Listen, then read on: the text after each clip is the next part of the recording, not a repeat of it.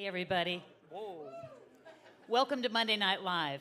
Thank you so much for coming out. Tonight we have Jason Walsmith joining us. And if you're new to Monday Night Live, how this works is we're going to do a first set. Jason will tell stories and sing songs, and then we'll take a little break. Then after that, we will gather back up here, and I'll do an interview with Jason so he can tell us a little bit about what he's up to on his touring around the United States. And I look forward to that. If you're new to Monday Night Live and you've not been here before, the way these incredible musicians get paid is through your donations. So you are welcome to throw a little love in the buckets up here. We'll pass those around a couple of times through the night. You can also Venmo directly with the little card on your table. Venmo directly to Scot Sutherland, and we will make sure the musicians get paid. We are so fortunate to have this incredible venue to produce a show every week, and Scott and Dave and Russ work hard to bring to you a great performance with our favorite singer-songwriters. So thank you guys so much for coming and attending. Next week we have a special live performance. It's going to be an Iowa Public Radio live Christmas show. So there are 9 artists. They're going to be singing songs and having some fun. IPR will be here. I think they start their portion of the program at 7 o'clock. Our portion will be starting at 7:30. So you can come a little bit early. Please do. Come and get a table and join us for some holiday fun. The week after that, our band Ducharme-Jones will be playing. And that'll be December 26th, the night after Christmas. And then in January, the Monday Night Live crew, we're going to take a little break. So we're going to take most of January off. We'll come back the final Monday in January to have a big Scot Sutherland birthday party. So we don't know what shenanigans are going to happen for that, but it's going to be fun. So anyway, thank you for joining us tonight, and Jason will be up in just a few minutes.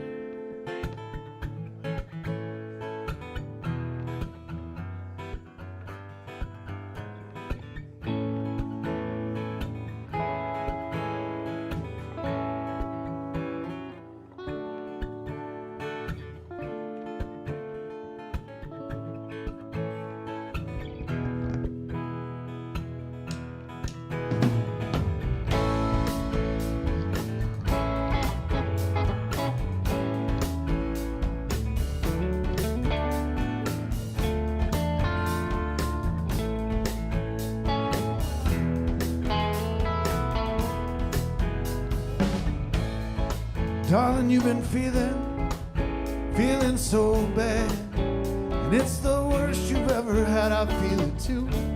I know it's true. I feel for you. And I feel your pain.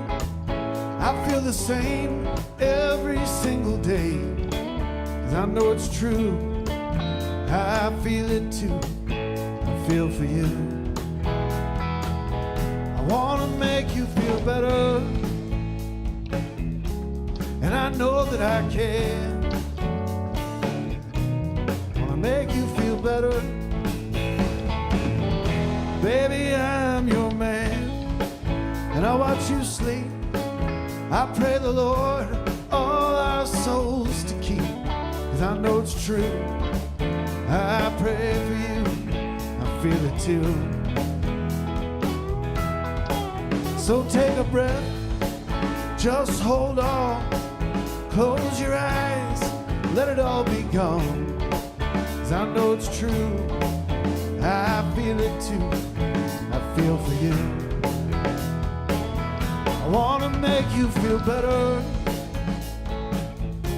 and I know that I can. Wanna make you feel better. Baby, I'm your man.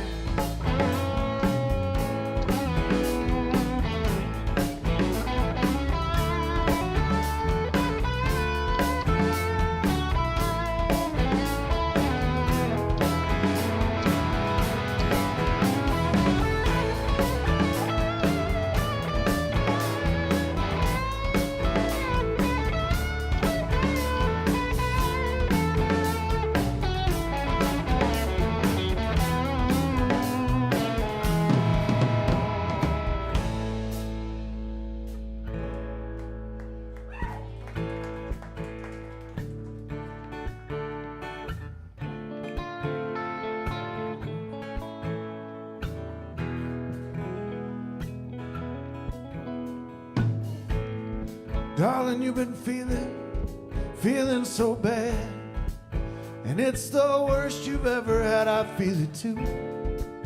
I know it's true. I feel for you. And I feel your pain. I feel the same every single day. 'Cause I know it's true. I feel it too, and I feel for you. I wanna make you feel better, and I know that I can. Make you feel better. Baby, I'm your man. Yes, I am. And I write you love letters, write you love letters. I sing you love songs, sing you love songs. Make you feel better, wanna make you feel better. Beautiful and strong, strong, strong. I wanna make you feel better.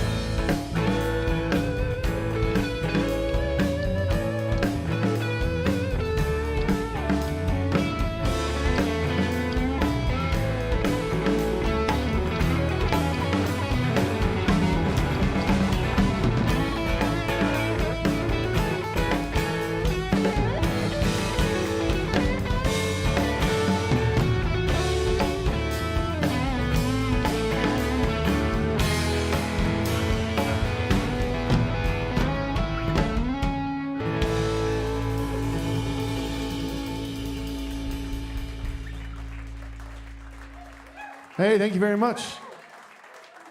My name's Jason Walsmith, and this is the incredibly kick-ass band I get to play with tonight. I feel very lucky and privileged to be playing with these guys, and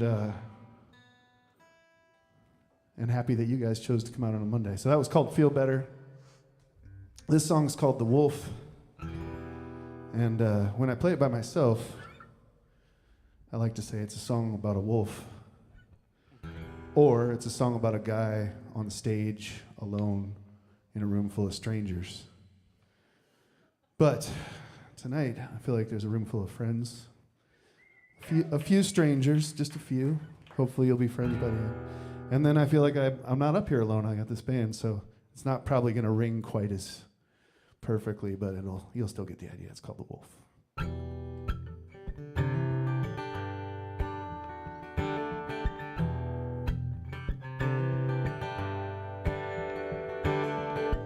All alone in the darkness, sing your howl song. Night air is as empty as the day is long. All alone in the darkness, you avoid the fire. You fear it'll pull you in, instinct or desire.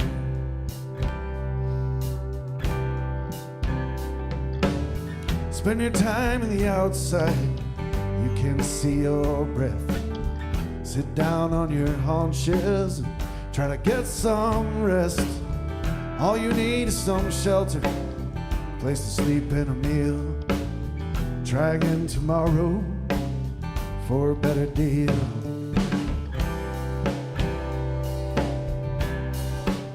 And stare at the moon, sing your house song. Someday we'll find somebody who will sing along. Stare at the moon, sing your house song. Someday we'll find somebody who will sing along. Ah-hoo.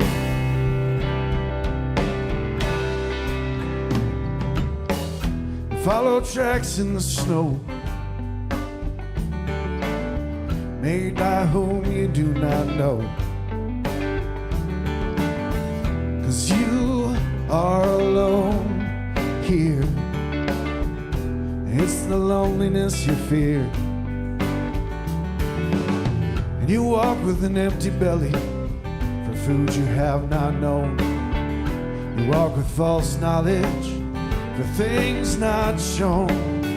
You walk with these burdens, well, they must weigh you down. But you are the king of the free. Be proud and wear your crown. Stare at the moon, sing your house song. Someday you will find somebody who will sing along. Stare at the moon, sing your house song. Someday you will find somebody who will sing along. Ah-hoo. Ah-hoo.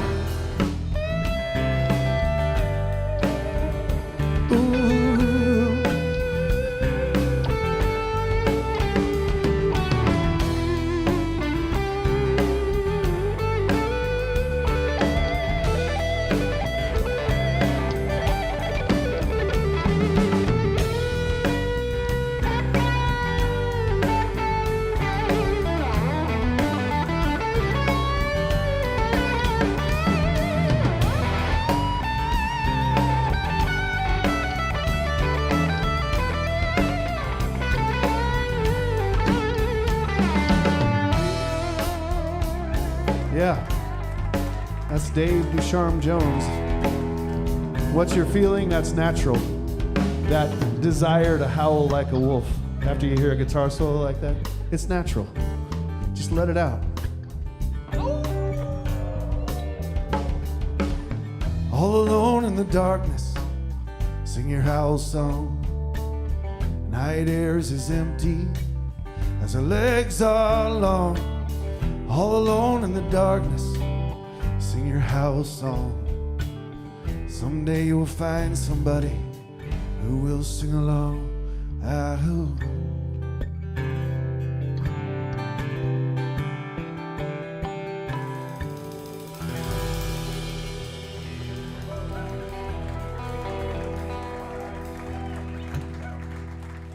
Thank you. They're howling for you.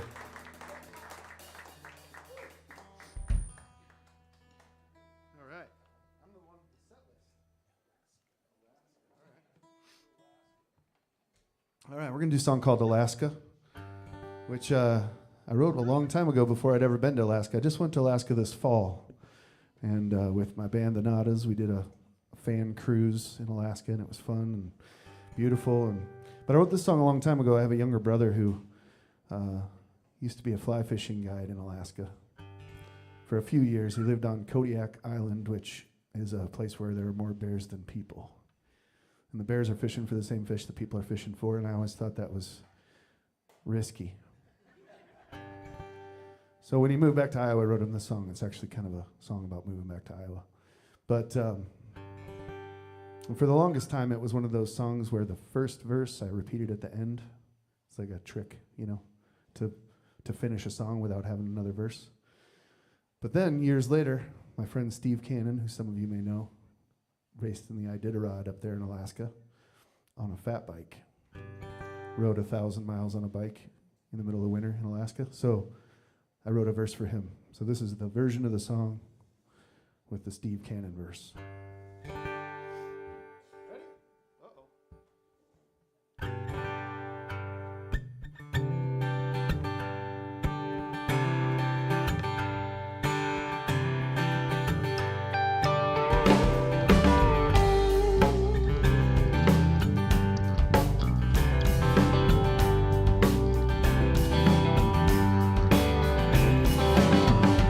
I've been lost and I've been found,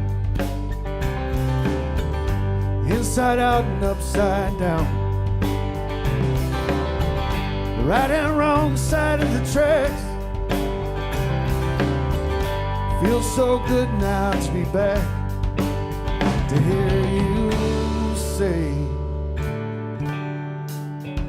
welcome home, welcome home. It's good to see you. Welcome home. And I've been here and I've been there. I've been almost everywhere. I've been near and I've been far. Boats and planes and trains and cars. To hear you say, welcome home, welcome home. It's good to see you. Welcome home. And I can almost feel you breathe, like you're standing next to me. Lets me know that you're alive. So tell me what you need.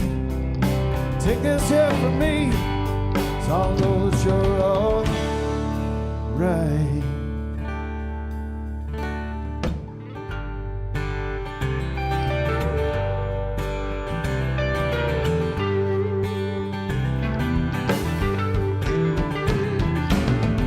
And I've been lost, cold and alone, 1,000 miles, Fairbanks to Nome, the Yukon River, the Rainy Pass. The Alaskan rain sure kicks your ass. Do you hear them say,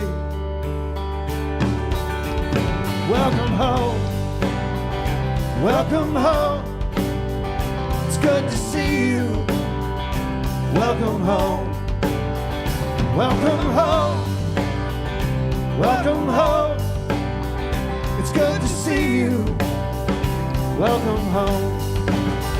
Welcome home.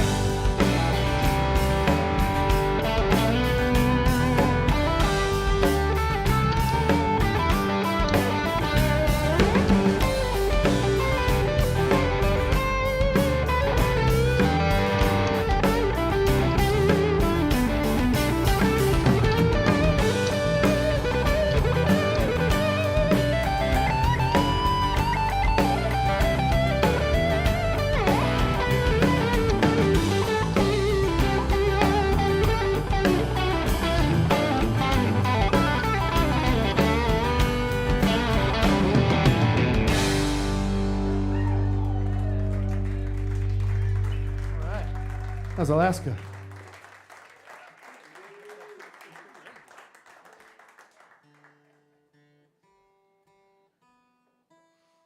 All right, this next song is a love song, and it's about breakfast.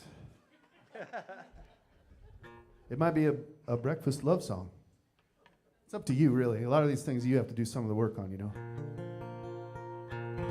This one's called Biscuits and Gravy. I wrote it, I was trying to write like a universal love song because I thought everybody loves biscuits and gravy. And then I started singing it for people and I started seeing, did you just shake your head?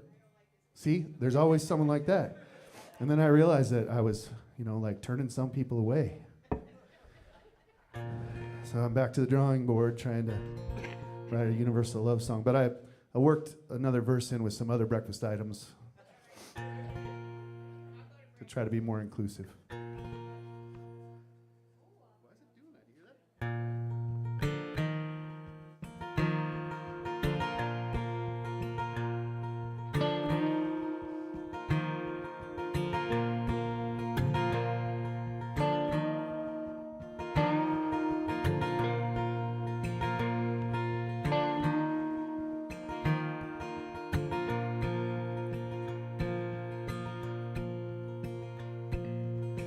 Back to back beneath the sheets, lost count of the sheep. Every breath I hear you breathe, like some kind of creep.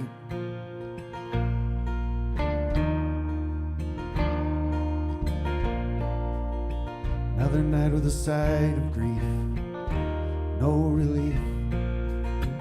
I'm alone here beside me, slapped hand of a thief.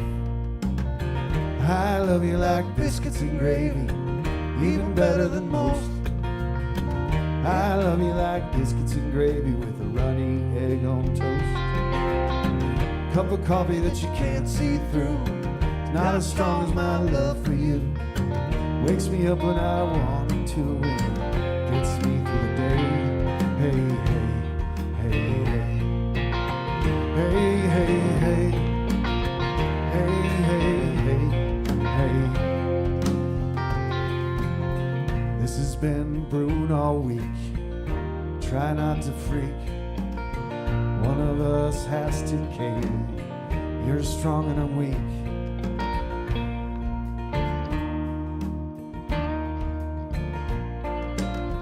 Don't go to bed angry, so they say. Here we are anyway. It won't ruin our day. 'Cause I love you like biscuits and gravy, even better than most. I love you like biscuits and gravy with a runny egg on toast.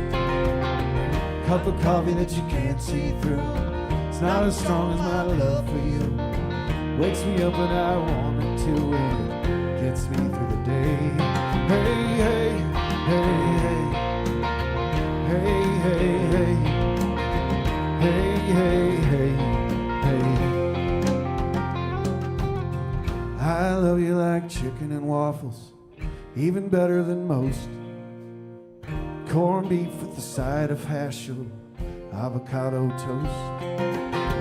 Cup of coffee that you can't see through, not as strong as my love for you. Wakes me up when I want it to, and it gets me through the day. Hey, hey, hey, hey, hey, hey, hey, hey, hey, hey, hey.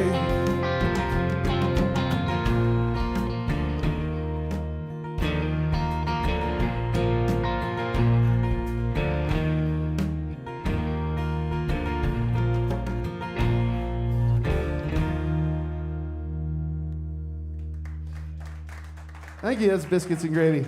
I hope you like chicken and waffles.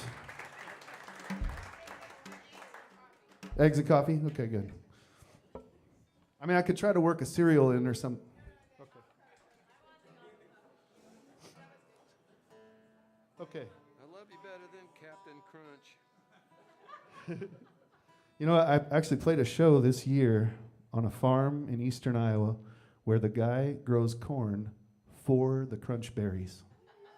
His entire crop is sold to the cereal company only for crunch berries because he grows this white corn that they can dye purple. Really? Or whatever, red. I'm sorry, Dave, is it red or purple are the crunch berries? So they can dye them red. Can't remember.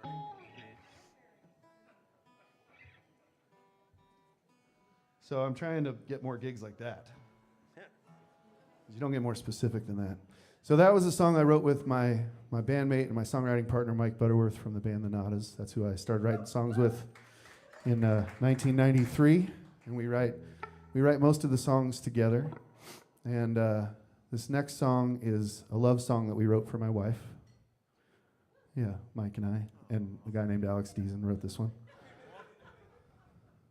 So yeah, she's got a lot of love, you know? Anyway, it's called Roses. Her name's Emma Rose. She's here tonight. She carried the heavy stuff in. Yep. She drove me here. I was freaking out, all nervous. She was holding my hand, trying to make me calm.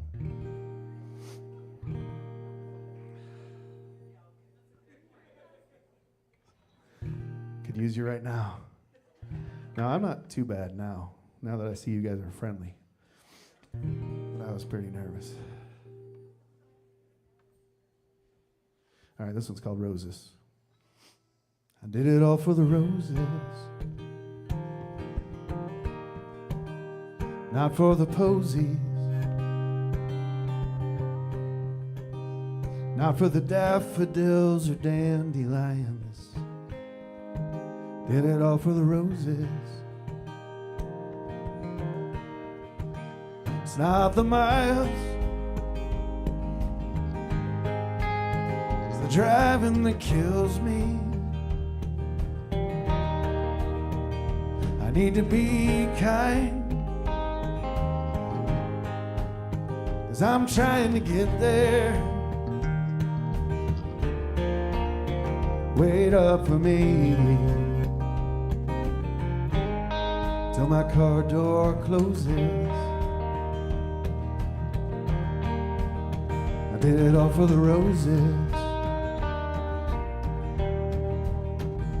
not for the posies, not for the daffodils or dandelions. Did it all for the roses. And I make it hard to make it easy. Don't try to be that way. Sometimes I guess it all just gets the best of us. I swear forgiveness, it's always nice in heavy doses.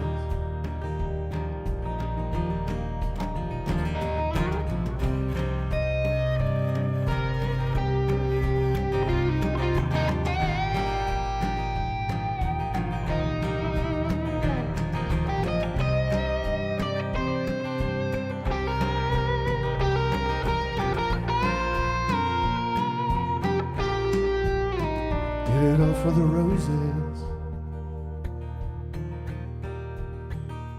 not for the posies, not for the daffodils or dandelions. Did it all for the roses,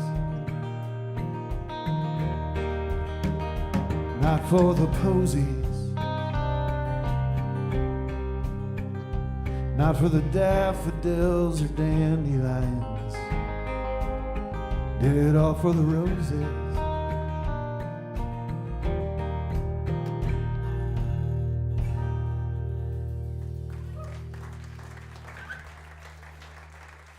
Thank you.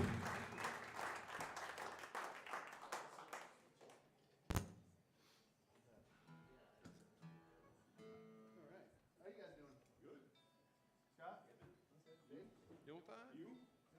All still here, that's good. All right. So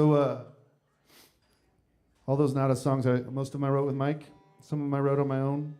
And then actually 2 years ago now, I recorded a solo record where I wrote those songs on my own, and I put a couple covers on there, and someone play a couple off that solo record, which I happen to have here tonight on vinyl, in case you're looking for a stocking stuffer, and you use really big stockings. I have it on CD too, in case you're like one of the... Why is my watch talking to me? Let's not worry about that. I have it on CD in case if you have a CD player. Raise your hand if you still have a CD player in your world.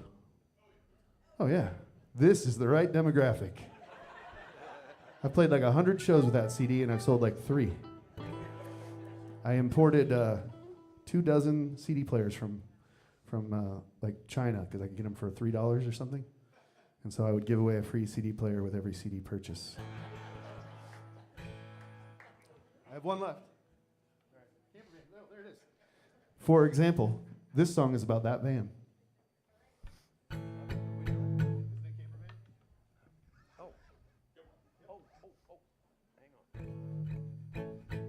Hold on, we got to let the computer catch up. There we go. It's called Camper Van.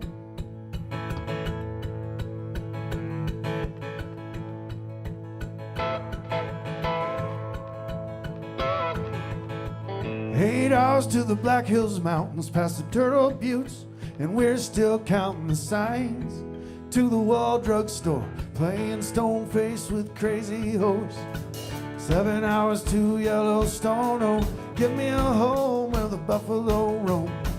I'm gonna stand where Custer last stood, making my peace while knocking on wood. We're gonna drive my camper van, we're gonna cruise across the land on the road. Let's travel there, come and drive my camper van.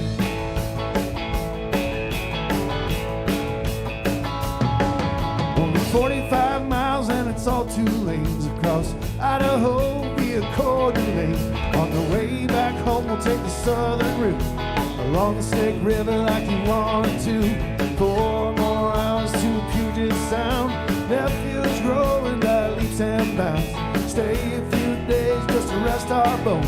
Stop in Oregon on the way back home. We're gonna drive my camper van. We're gonna cruise across the land on the road. Let's travel there. Come and drive my camper van.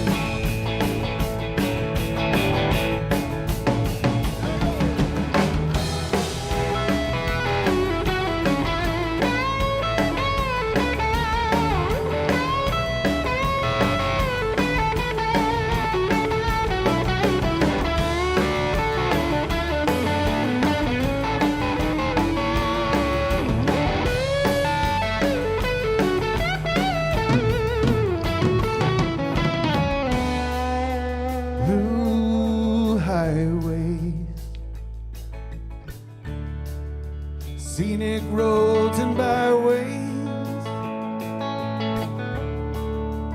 Elliott Bay to 38, slow.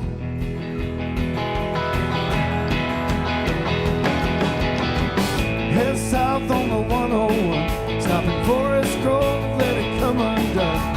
Head back east to the Great Salt Lake, taking our time while there's time to take.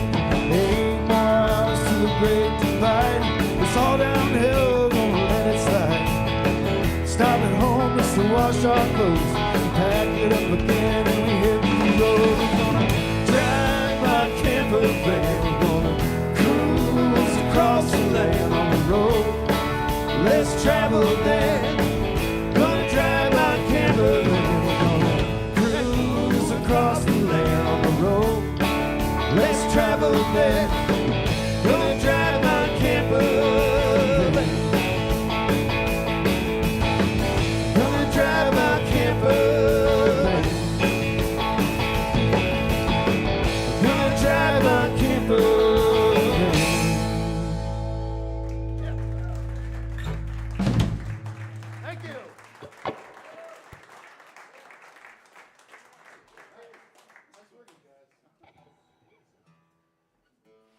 All right.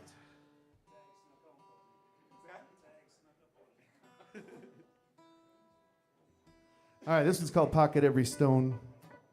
And I wrote this one for my brother as well, who is a shaman.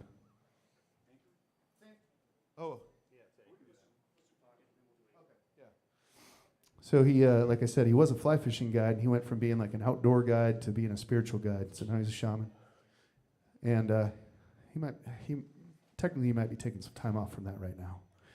But that's not important to the story. The important part of the story is he wanted to go on a road trip of his own, and so I loaned him an old band van, and I took it down to his farm. I handed him the keys, and he reached in his pocket and handed me a rock. And I said, "What is this?" And he said, "It's jasper for your journey." And I said, "Don't you need it for your journey?" And he reached in his pocket, and he had rocks in both pockets. He said, "I have all I need." And then it's become a thing. Now he kind of gives us rocks every time we see him.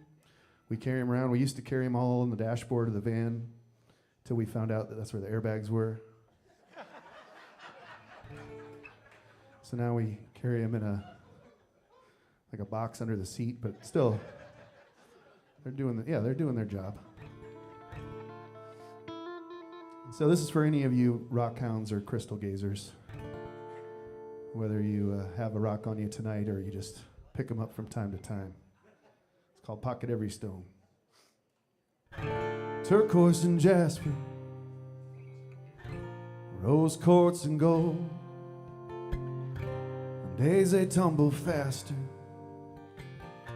too young to be the soul.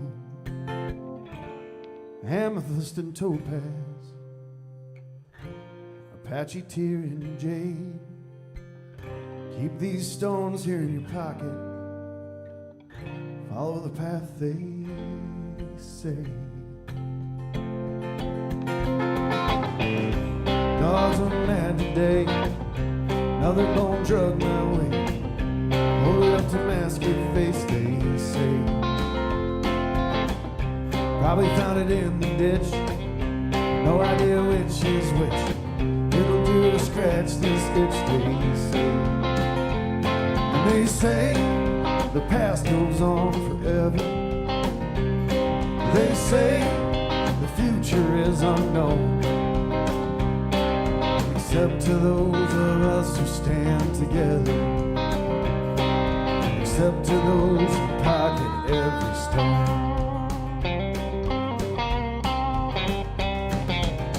It's time to leave this land, maybe ride for another brand. Turn the card, don't show your hand, they say. It's time to hit the road.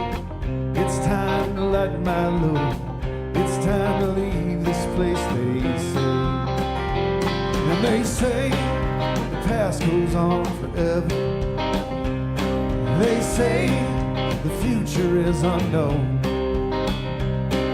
except to those of us who stand together, except to those who pocket every stone.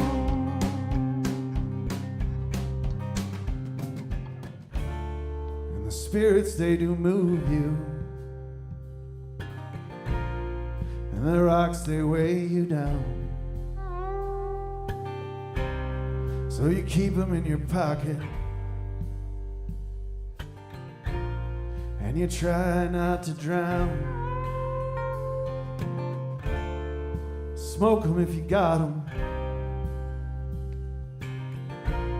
Stay still in quicksand, 'cause you can't hit rock bottom if you hold them in your hand. And they say the past goes on forever. They say the future is unknown, except to those of us who stand together, except to those who pocket every stone. They say the past goes on forever. They say the future is unknown, except to those of us who stand together, except to those who pocket every stone, except to those who pocket every stone, except to those who pocket every stone.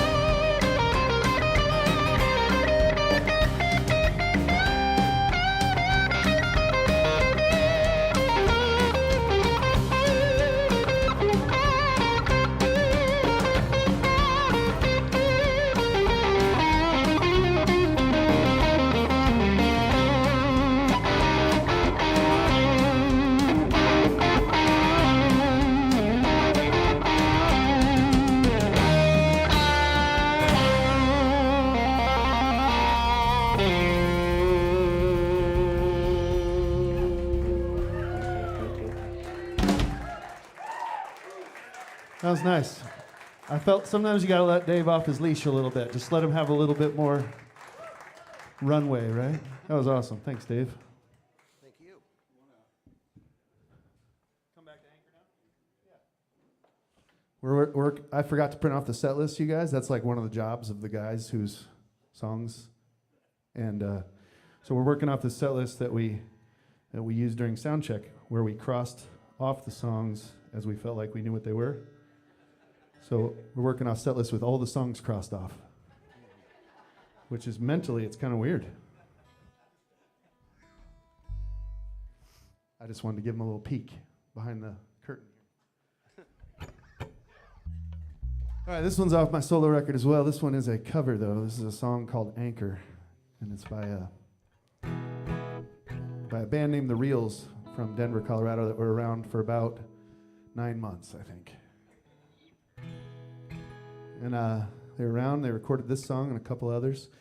And honestly, I think they've had some reunions since. And we had the songwriter for this song came and opened a show one time out there. And so I kept a rapport with the guy, and he was nice enough to let me put it on my record. So this one's called Anchor. Is that the key we do it in?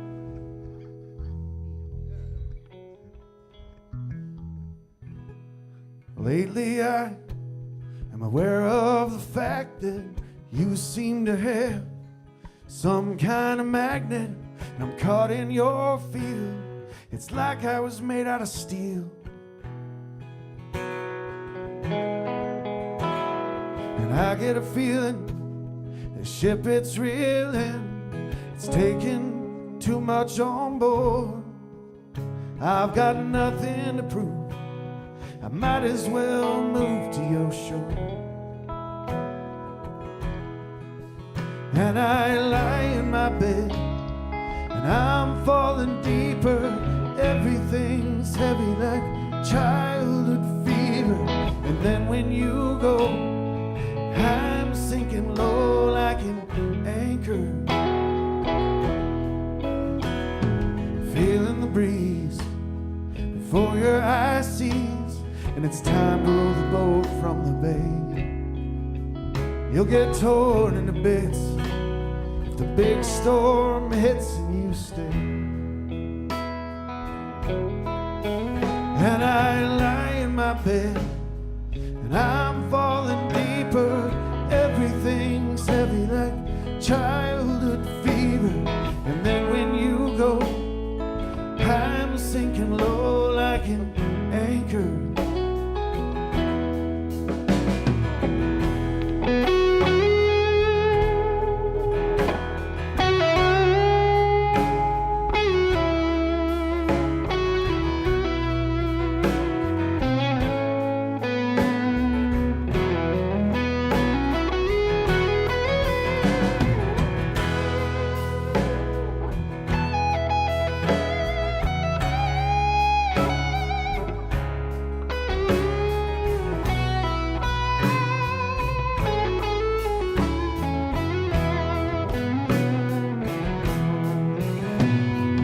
Batten the hatches and cover the matches and pray for our sins, 'cause we're headed for the breakers and the storm's moving in. And I lie in my bed and I'm falling deeper. Everything's heavy like childhood fever. And then when you go, I'm sinking low like an anchor. And I lie in my bed, and I'm falling deeper. Everything's heavy like childhood fever. And then when you go, I'm sinking low like an anchor. And then when you go, I'm sinking low like an anchor. And then when you go, I'm sinking low like an anchor.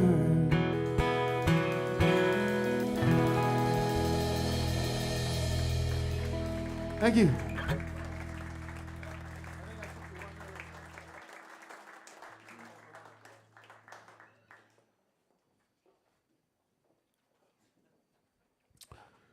Oh, here come the Uh-oh, buckets. security just came up here. Did they tell us to turn it down? How are you guys doing out there? Everybody okay? Yeah, we're going to bring it to you. Your Monday night crowd is so well behaved. I almost don't even know what to do. And also, don't forget Venmo. Venmo is your buddy. Venmo makes it easy.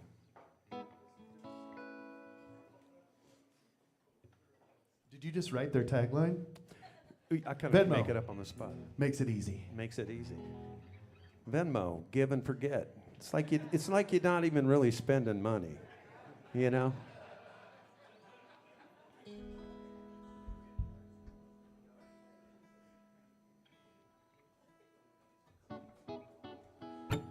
All right, this one's called Listen Through the Static. This is a title track off of Anada's record from, I think, 2001, something like that. And I don't know, it was inspired by a few things that I'd like to share with you. But it's about radio. It's about how hard you have to work to find radio that is inspiring or that's interesting in any way.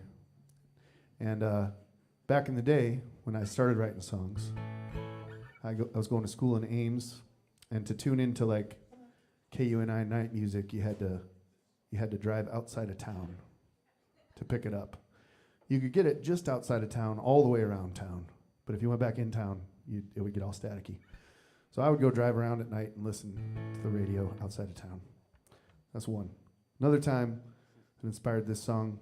I was driving from Northwest Iowa back to Des Moines, and I was taking a roundabout way, just sort of turning right and left whenever I felt it. And I picked up this cool radio station that was playing stuff I liked. And I thought, I'm going to request a song. And I called in, requested a song, and then they played it. And I was like, where is this magical world? And then I started to like lose it every time I turned left, so I turned right again. And then I started losing it going right, so I turned right again. And then I turned right again, and then it started coming in stronger. And it was the Buena Vista College radio station in Storm Lake. So I just sort of drove in circles for a while. And then the third thing is sort of what it became. And so now it's sort of a song about KFMG LP Des Moines, you know, like got to work pretty hard to listen to a 50-watt station.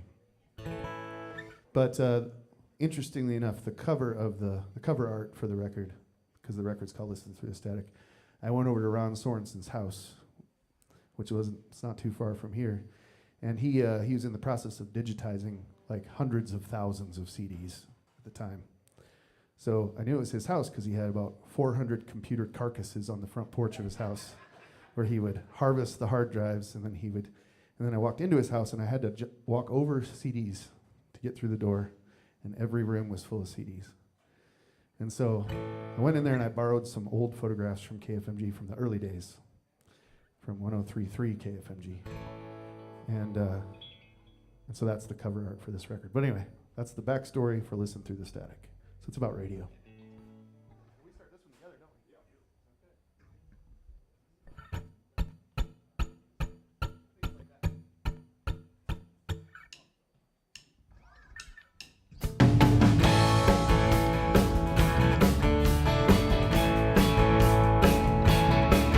I tried traffic fight, and I can't find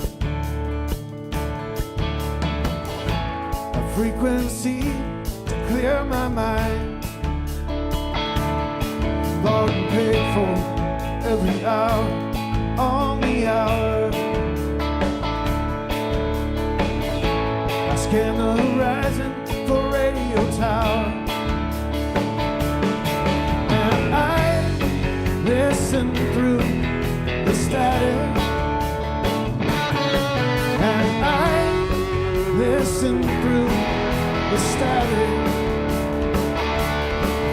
I try to the dive every mile. I search for a sound that'll suit my style. Is it there through the air? Getting nearer, signals thin, closing in, it's coming in clear.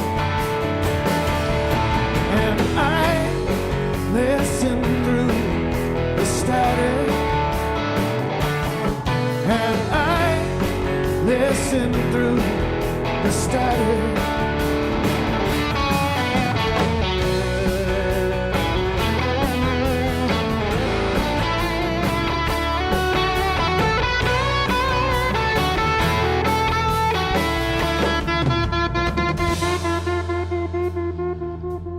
And I drive through the night and I can't find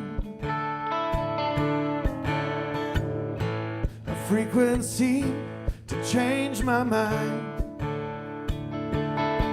Hear the buzz flicker bright, stereo light. Play my song and get me through the night. And I listen through the static. And I listen through the static. And I listen through the static. And I listen through the static.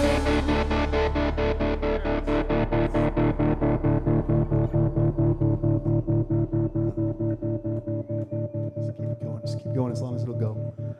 Yeah. Awesome. That'll be in my dreams tonight.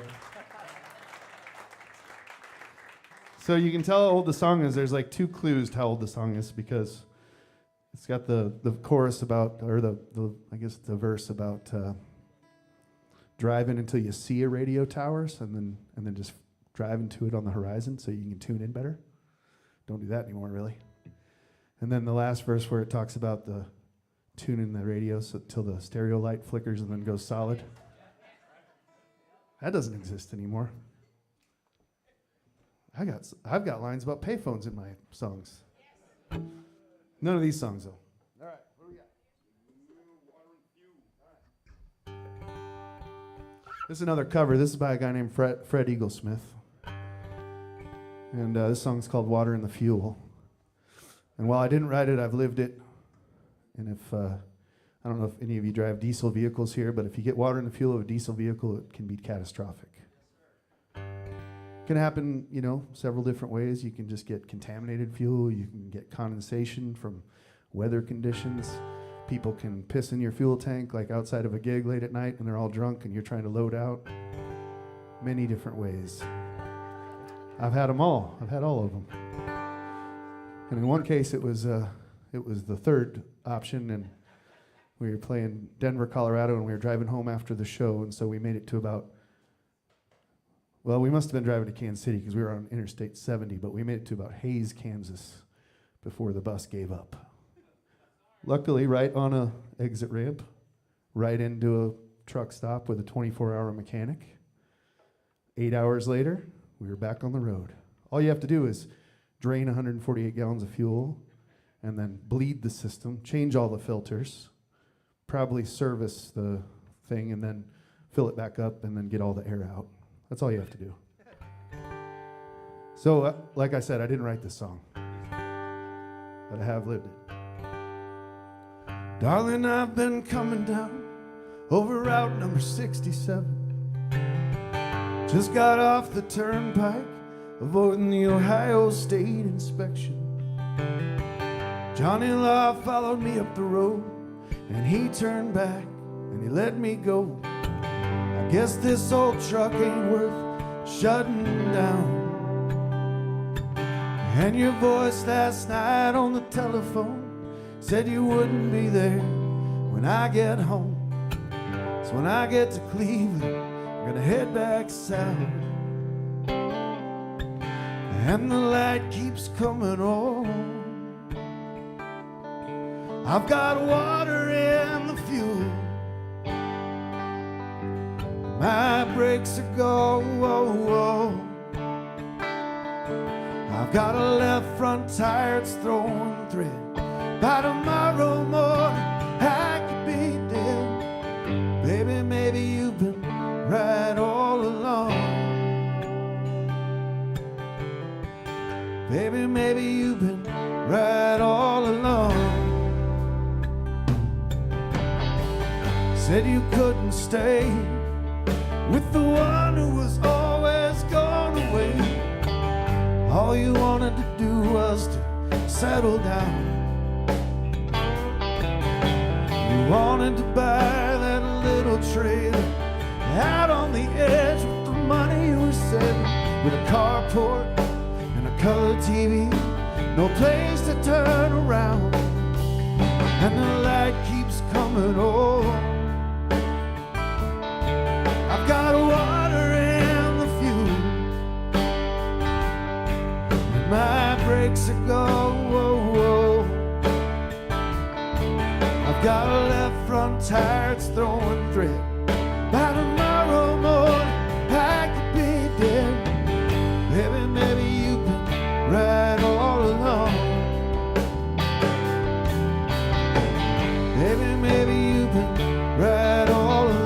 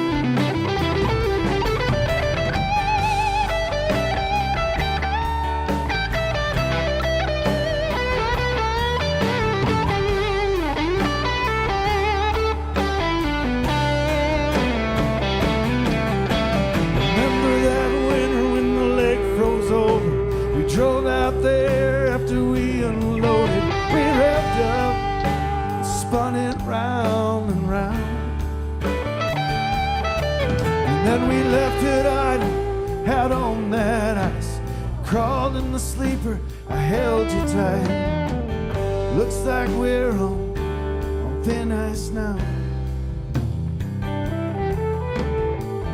Looks like we're on thin ice now.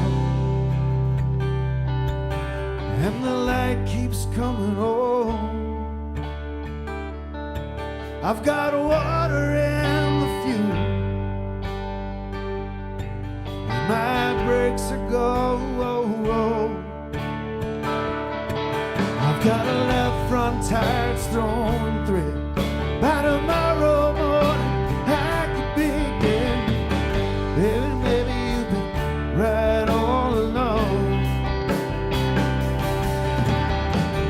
Baby, maybe you've been right all along. Baby, maybe you've been right all along, long, long,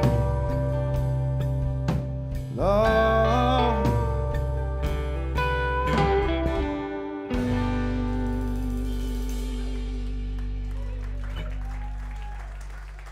Thank you very much. That's Fred Eaglesmith. I would encourage you to check out his version of that song. I went and saw him once at a place called The Hideout in Chicago, and he drove his own bus there, and it broke down on the way there, and he was, before the show, he was like elbow deep in the engine, covered in grease, was wearing coveralls so that when he got on stage, he had his stage clothes were clean, but his face and hands were dirty. That's the real deal.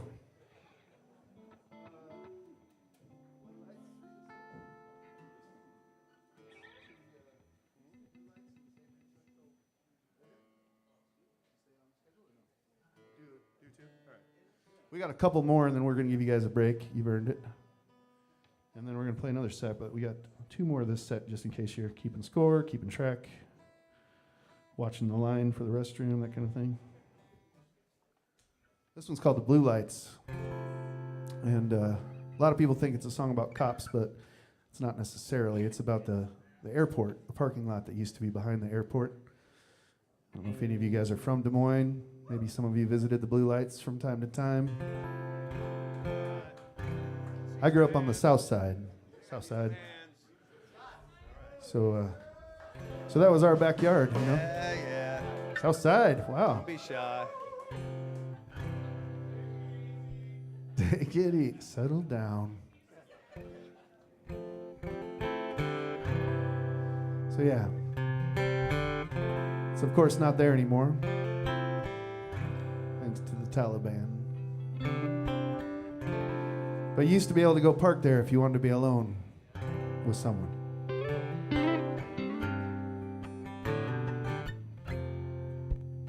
The first line of the song is stolen keys to a borrowed car. And just so you know, it was an 87 Suburban.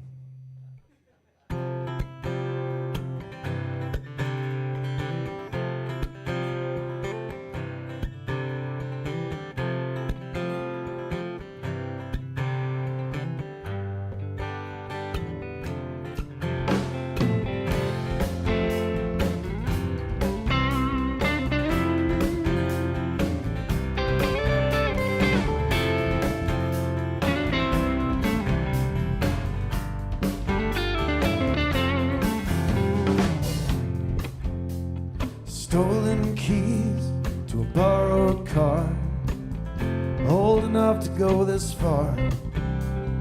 No one comes around here to look at the stars, just the blue lights. It's a blacktop road to a chain link fence. The mood was loose, your body was tense. Silhouette smile on your face, eclipsed by the blue lights, just the blue lights. Let the light shine on me. Let the light shine on you. Come with me to a private place. Below the dash, don't show your face. Move to me with a timid grace. In the blue lights, just the blue lights. It's a secret midnight rendezvous. Pace yourself to keep the mood. Someone yells, hey, get a room. Not the blue lights, not the blue lights. Let the light shine on me. Let the light shine on you.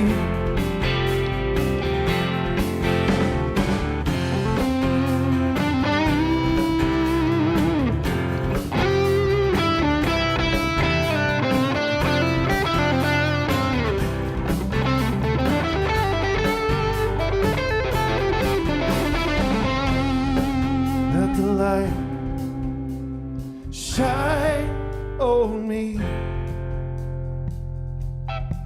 Let the light shine on you.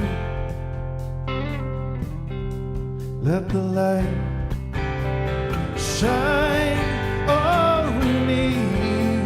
Yeah. Let the light shine on you. The lights are dim at the runway end. I wish I knew now what was new back then. What I wouldn't give to go back again to the blue lights, just the blue lights.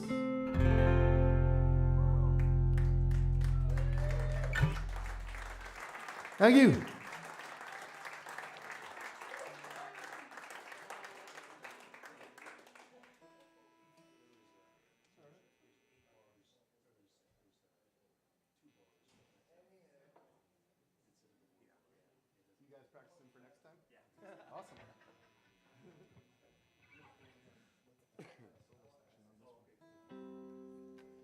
All right, this last one's called Rita's Hook, the last one of the set.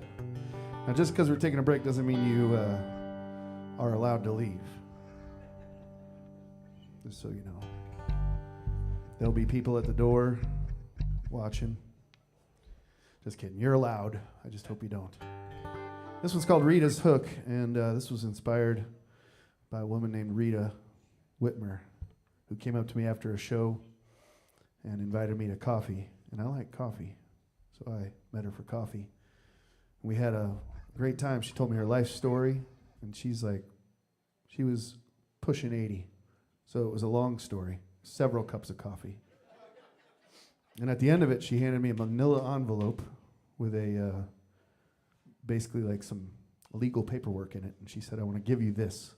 It's a hook I've never used. And part of her life story was being a songwriter in Nashville in the 80s. And she kind of learned where the crookedness was and the people who were taking advantage of people, and she called them out on it, so she was blacklisted. And so she just kept all the good stuff for herself, and eventually she didn't know where to go, so she had a grandmother that lived in Iowa, and she had a postcard from her grandmother that said, come visit Grimes, it's a nice place. And so she moved to Grimes. Her grandmother wasn't around anymore, but she moved there, and she's lived here ever since. So this is a song about Rita. And she gave me that hook and like sent me on my way, that's like a tall order. That's like a lot of pressure, you know? So I took it and wrote this song.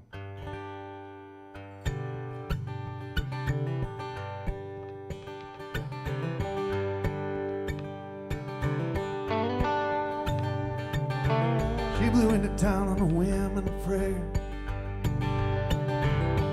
Seen the postcard but never been there. It could be a movie or maybe a book. We only have time for this one solid hook. Bought a Greyhound ticket but only one way. Tried to hitch home but decided to stay. And the man that she met turned out to be a crook.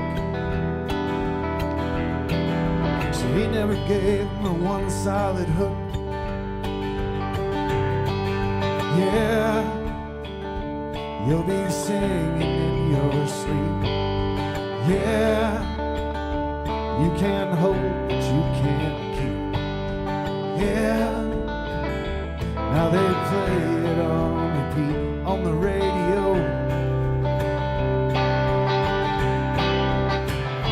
Rita's Hook.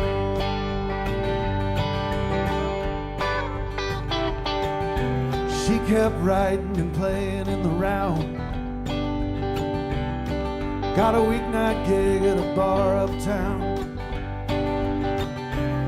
Put together a band and man did they cook. Now we're all singing a one solid hook. Yeah, you'll be singing in your sleep. Yeah, you can't hold what you can't keep. Yeah, now they play it on repeat on the radio.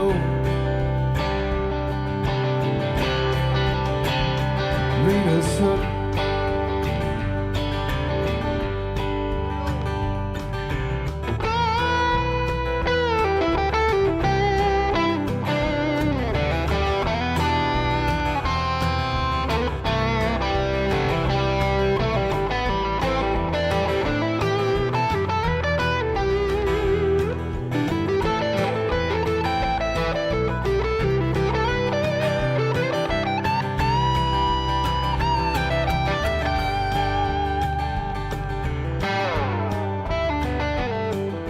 She blew into town on a whim and a prayer. Seen the postcards but never been there. And it could be a movie or maybe a book. But we only have time for this one solid hook. Yeah, you'll be singing in your sleep. Yeah, you can't hold but you can't keep. Yeah, now they play it on repeat on the radio.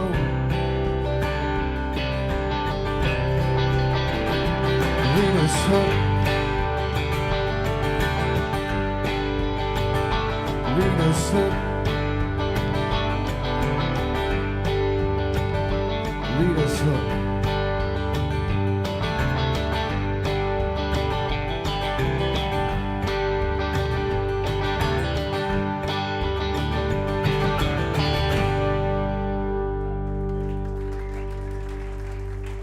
Thanks a lot. We're going to give you guys a little break.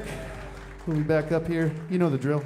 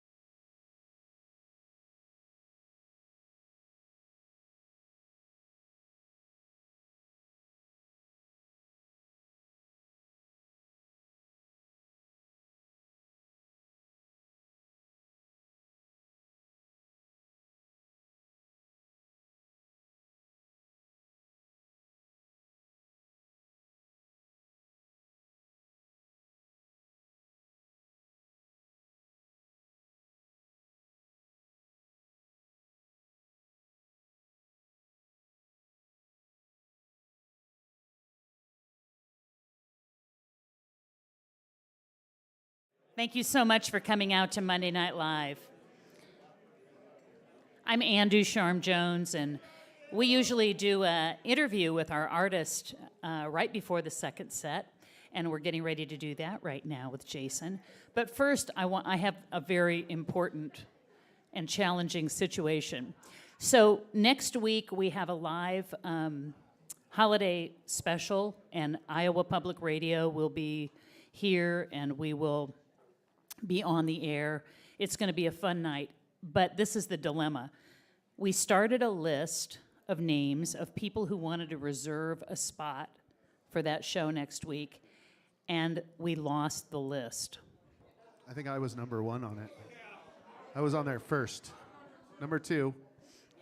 So if you reserved a spot and your name was on that list, please go back and check in with Madison and make sure that you are on the new list.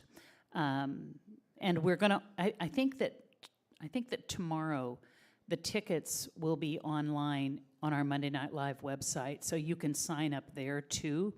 But if you know that you put your name on that list in the last week or two, please redo that with Madison. We're trying to recreate the list, but we don't want anybody to be unhappy if they don't have a seat at the show next week. There's no cover for that.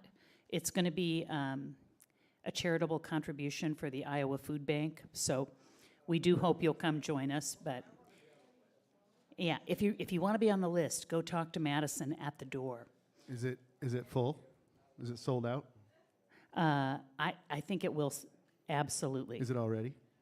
I don't think the tickets are out yet. I actually just told our regulars before the tickets were out, so I thought, how smart is this? We'll just start a list before, yeah, whatever. Anyway, Jason Walsmith, you guys.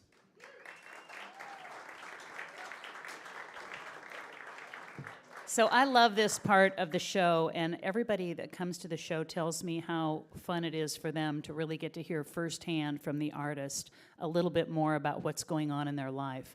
And I want to start, Jason is from Des Moines, right? South Side. South Side. So I want to just have you go back to when you were a kid, and when did music really become a big part of your life? As far back as I can remember, but mostly like in, choir and musicals at school and things like that, and church, and so. I was going to ask if you went to Lincoln and had, part of their music program there. I did go to Lincoln, class of '92, and I was in the show choir. I did my chasse step ball chain. I could still do it, jazz hands and all that. Yeah, I mean. And then they had like a chamber chorale, like an a cappella group. So yeah, sang there and sang in church. Yeah, so it started on the South Side. Mm-hmm. And then where, yeah. And then where did it take you? Well, then I went to college at Iowa State in Ames. Yep, go Cyclones or whatever. And I brought a guitar with me, but I didn't really know how to play it yet. I just brought it because it seemed like something to do. And it was. And it was kind of too hard to learn songs, so I just started writing them because it seemed easier. And that's how it started. Yeah, so that's when you started creating your own music. Yeah, and I was a music fan first, and that awakening happened probably right as I was going to college, like it does for a lot of people. But the access to so much incredible music up there. And some of the first live music I saw was at Flanagan's with Rob Lombard and Larry Meyer. And watching those guys, it was when I had that epiphany that real people write songs and can play their own songs. And it was those two guys specifically that gave me that awakening. Yeah. And then seeing people in Ames at the maintenance shop like Greg Brown and Todd Snyder and Uncle Tupelo and things like that is what kind of got me into playing music. How did you make the leap from like singer-songwriter to full band? Well, I kind of started as a duo, and I really didn't play anything or do anything before that. I had a band, and Mike auditioned for that band to play guitar, and the band didn't have a name or any songs or any gigs, and then everybody else disappeared, and it just left Mike and I. And so I had a couple of songs that I'd written, and he had a couple of songs that he'd written, and we started playing those, and then we learned some songs off of a mixtape, and then we started playing gigs. And then the gigs got longer, so we needed a longer mixtape. And then we started, instead of learning more, we wrote more. It's perfect. Yeah. That's so awesome. And we played everywhere there was to play in Ames, you know, like the bars, parties, houses, but also the nursing homes and the mall, the golf course, like we played a lot of karaoke bars after the karaoke. So how did college go with all that? I don't remember, but I passed. I graduated. Well, that's good. I had one thing I do remember is I also do photography, and I had a internship at the Ames Tribune, which was an evening paper, which meant that you did your assignments during the day, and then you processed the film, and then you printed the prints, and then you had to file them by like 5 a.m. And so I would file them, and then I would go like take a shower, and then I'd go to class. God. And I had like 3 places on campus that I knew I could sleep really well. I had my favorite sleeping places. So I would just go sleep on campus, and then I would go do my assignments, go process my film, make my prints, and then go to class. And so there was like a whole year where I didn't really sleep at my house. That seems like perfect training for a rock band. It really was, yeah. Well, and I was also playing in there too, you know. Yeah. So, yeah, there was just no sleep in those years. That's why I don't remember. I don't know what you guys were thinking. Then, of course, you've had an incredible career with the Nadas and, you know, really been consistently playing through your adult life, right? Yep. And then the last few years, in addition to that, you've added your own singer-songwriter travels. And this is what's been so fun to watch. Emma and Jason travel across the United States back and forth, right? Yep. And have kind of called themselves raconteurs. Can you tell us a little bit about it? Yeah, it was kind of a thing where, so the Nadas used to play over 250 shows a year all over the country, and then that kind of sort of started to slow down as we had kids, and you know, to about 150, and then 100, and then over the last decade or so, it's kind of continued to go down a little bit. But I still was really eager to play, and so I started playing more and more solo shows, mostly around here. Mm-hmm. But I'd played a lot of solo shows. And then when the pandemic hit and everything sort of went away, and we all locked ourselves in our houses for a couple of months, I got really antsy. And also I needed to figure out how to buy groceries, and I thought, well, I can do this in a way that plays by the rules, but also I can go play. And people were really hungry for it, you know. Yeah. So we bought that van where we wouldn't have to stay in hotels, we wouldn't have to eat in restaurants. And at the very beginning of it, there was a lot of fear involved, and we all had to be really careful. And so I didn't want to stay in hotels, and we only played outdoor shows, and everybody was socially distanced, and people would tape off space in their yards, and we played pop-up shows all over the country. Yeah. It was the I'll Play Anywhere Man tour. So it was 40-some states and 100,000 miles. Yeah, I just remember you had an amazing schedule the summer of 2020. It was a dream, though. It was like I was definitely living a fantasy. And through all this, you've become kind of a sponsored, rather, by this van company. Is that correct? Yeah, so what was so cool about it was in that first year, we bought our van. It cost the same as my house, and I have a mortgage on it, just like my house. It's an amazing vehicle. We bought our van. We started touring, and I had shows in the Pacific Northwest, And we heard about this like adventure van expo thing going on in Grand Targhee, Idaho. And we were playing Salt Lake City that night, but I thought, well, if we just go a little out of the way, we can go check out this adventure van show. And so it was 5 hours out of the way, and we went up there, and when we rolled in, all the people from the van company, like, they're like, Jason, Emma, Pepper, Potter, those were our dogs, and they like rolled out this red carpet for us, and we'd never met these people. But they'd been following along on our social media. Yeah.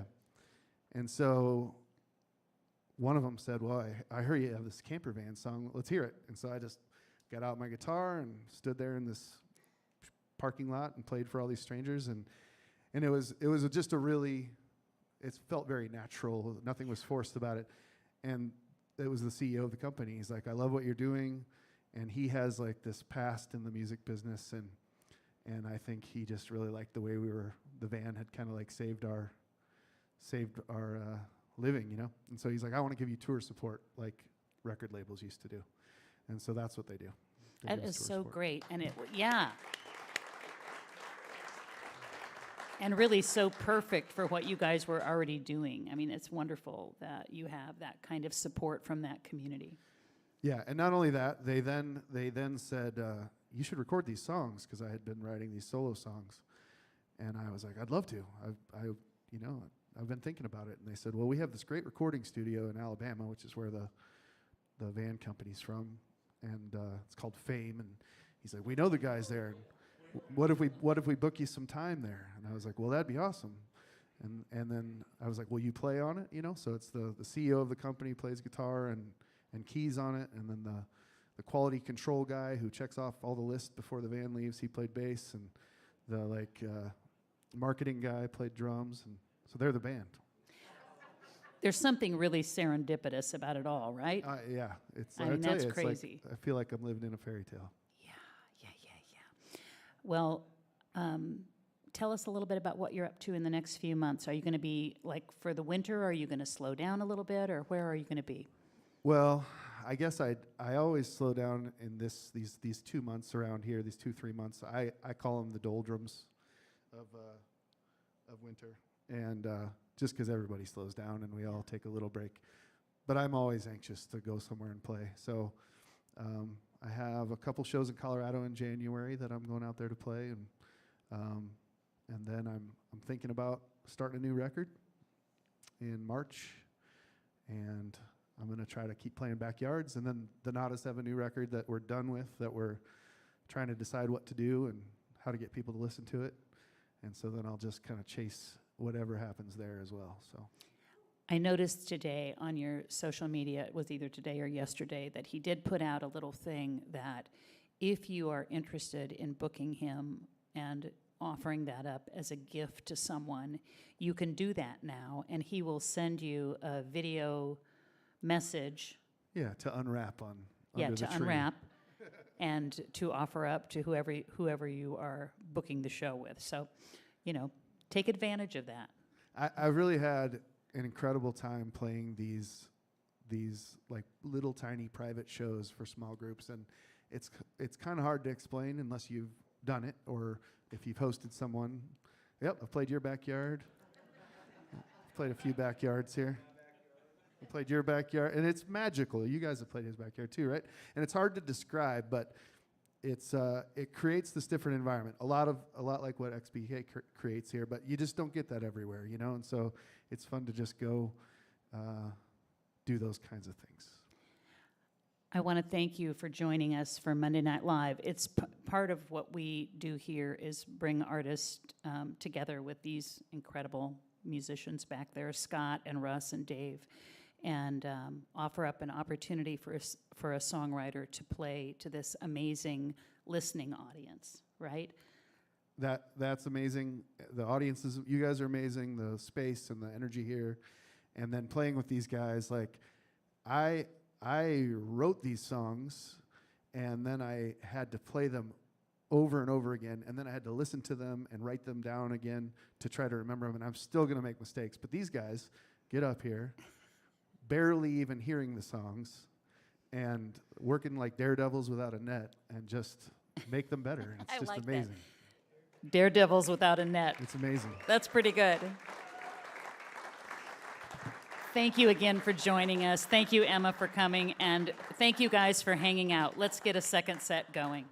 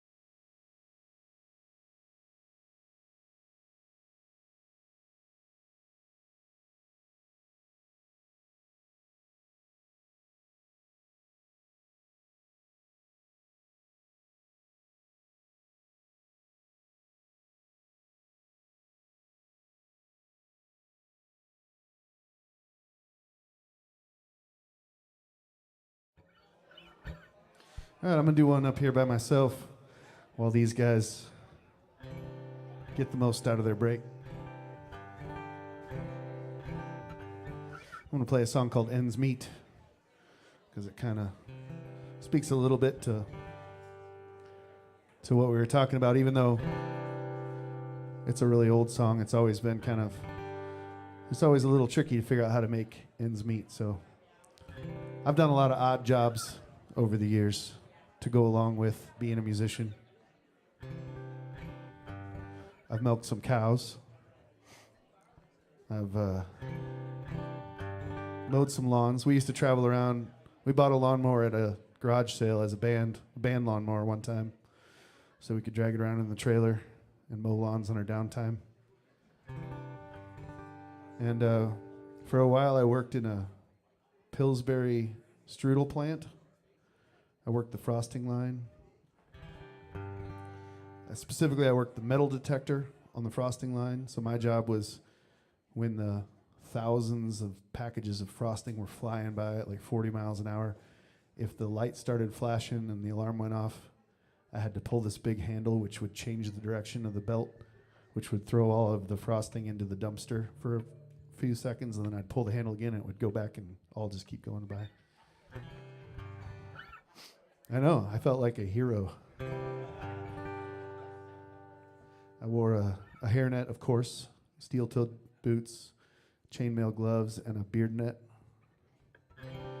Anyway, this song I wrote while I was running a printing press, printing raffle tickets, which sounds like a low-stress job, but I'll tell you what, it is a high-stress job because I was printing the numbers on the raffle tickets, which is the most important part. And if you mess up a number, messes up a whole raffle. So I was paying very close attention, but also I wrote this song.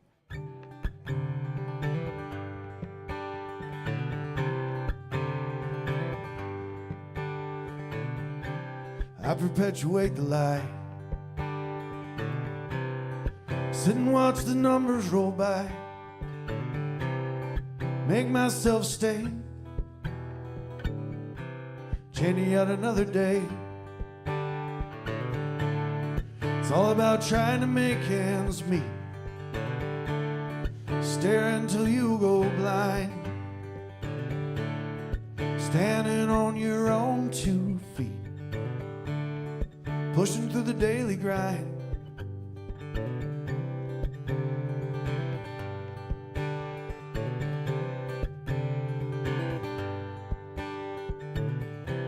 Well, I've got my nose to the grindstone, and I've got my head in the game, but I'd rather be somewhere with a pack on my back, finding shelter from the rain. And I sit and watch my dog sleep, thinking about man and beast, and how we're all just trying to behave so we can get a treat. It's all about trying to make ends meet, stare until you go blind, standing on your own 2 feet, pushing through the daily grind. Yeah.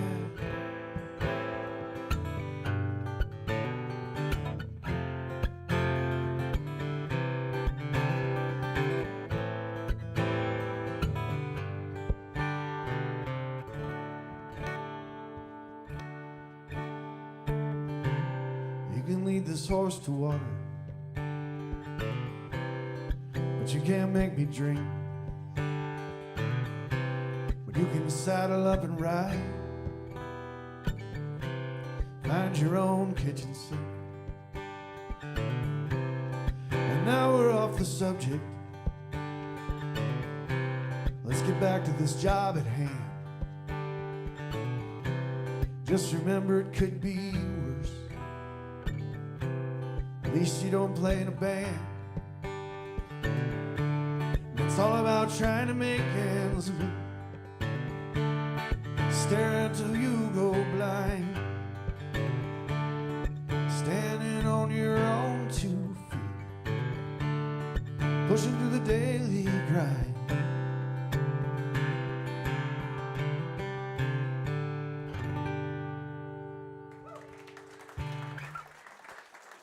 Thank you very much. I wonder if the band's ready to come back up here. Should I do another one by myself? Okay. They look pretty comfortable out there. All right.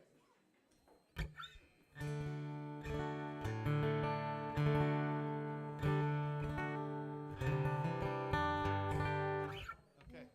I know what I'll do. I was an anthropology major in college, which makes me an anthropologist. This song, for those of you who have seen me before, you know this song can be really, really long. I'm going to do a short version of it. This song is called Run in Place, and it's about the Tarahumara Indians in northern Mexico. And they're called the Tarahumara because that means foot runner in their language. They like to go out and run like 100 miles or 200 miles just for fun, smiling the whole time. They're subsistence, hunter-gatherer type people. So when they hunt deer, they just chase the deer until the deer die. So there's a song about these people from the Copper Canyon.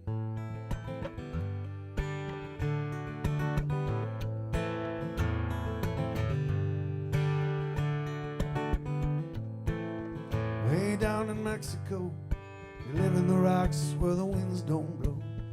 Way up in the Sierra Madres, discovered by Jesuit padres. They live like they did before in simple homes with a cold dirt floor.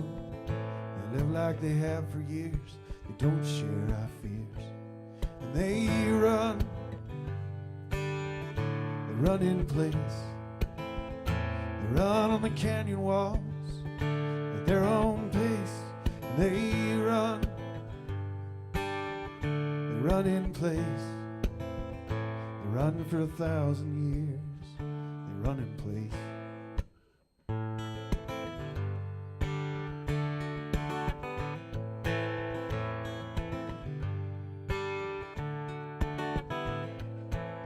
So we try to teach them better, try to make them civilized. Showed them how to live the right way. Take their hands when we tell them lies. Bring them drugs for the deaths we gave them. Medicine the American way. Then we make them carry ours on the back for the Mexican minimum wage. And they run, they run in place. Run on the canyon walls at their own pace.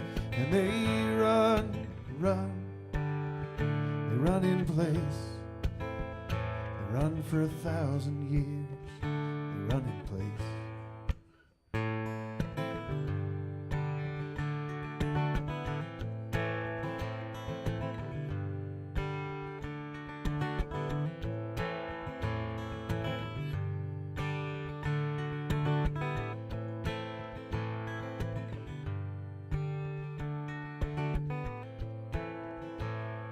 So they call themselves the Tarahumara because they're, like we already established, they're pretty good runners.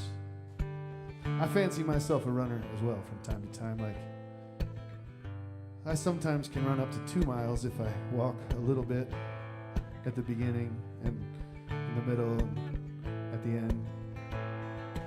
These guys, they just go out and they run for a couple 100 miles. We've turned them into postal deliveries, and they strap bales of marijuana on their backs and make them run them across the border. No, they used to. Now they just throw it down the street, but you know what I mean. Several years ago, there were a group of Americans down there in this part of Mexico, and they saw these people running, and they thought, damn, those guys are good runners. I bet we could get Nike to sponsor them. So Nike brought 4 Tarahumara runners to the United States to run in a race called the Leadville 100, which is a 100-mile running race, 14,000 feet.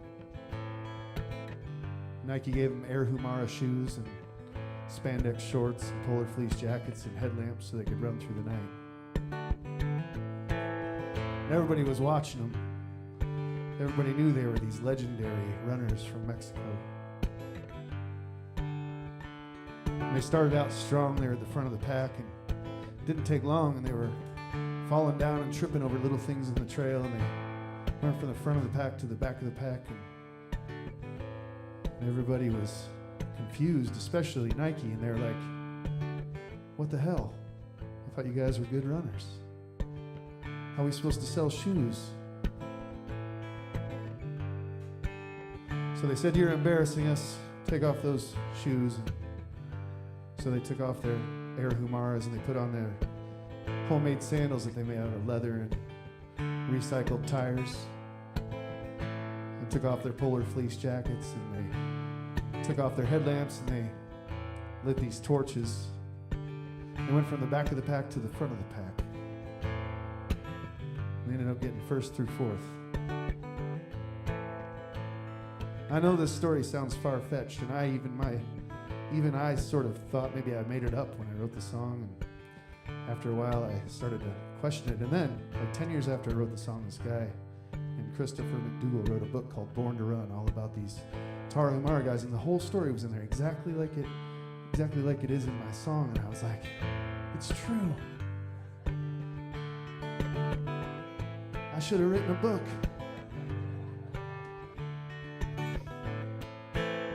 So we try to teach them better, try to make them civilized, show them how to live the right way, take their hands and we tell them lies. We're just mad because they don't need us, we think that everybody needs us. Maybe we should pay attention, could be worth our own prevention, cause they live like they did before in simple homes with a cold dirt floor.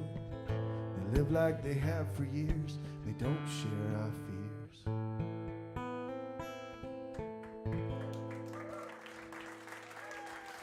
Thank you. Damn, those guys still look comfortable. All right. We're going to do a few more for you here tonight, I think.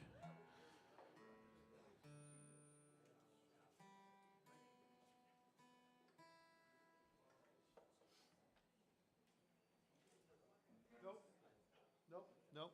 No more by myself. I need you guys.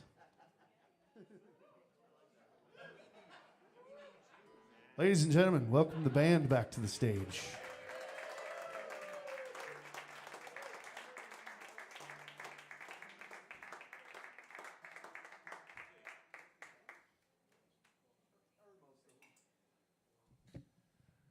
While we're getting us set up here, Anne's going to run the bucket around one more time. If you're new here,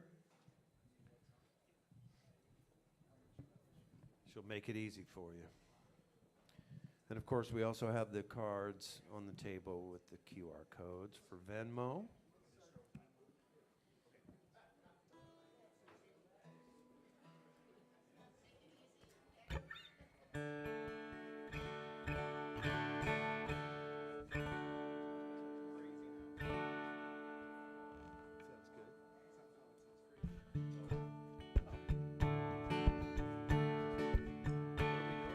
So one of those private backyard shows I played during the pandemic days was out in Montana on this guy's ranch.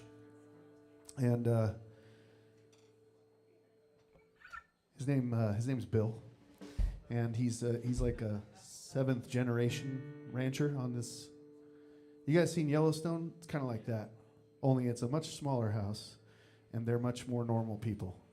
But his great-great-great-grandfather built the house out of the rocks that were around there in the turn of the century after he walked from California with a herd of sheep, because he heard in California that there was better grass for the sheep in Montana, so he walked to this herd of sheep to Montana. So I went out there and played on this guy's porch, and the next day I spent the night out in his pasture. We have these really rangy dogs that like to run. And I was pretty worried when we let him out of the van. They just took off. And he's like, "Don't worry about it." And I was like, "Well, what if they just keep running?" And he's like, "What's going to happen? They'll be on my land, pretty much no matter what." And I didn't quite get it till the next day. He's like, "Do you want to go up and see the lay of the land?" And I said, "Sure." So he drove in his pickup up to the top of this butte, and we stood up there. And he's like, "All right, you see that mountain over there?" And I was like, "Yeah." And he's like, "Follow the landline around to that mountain." And I'm like, "What's a landline?" He's like, where the sky and the ground come together.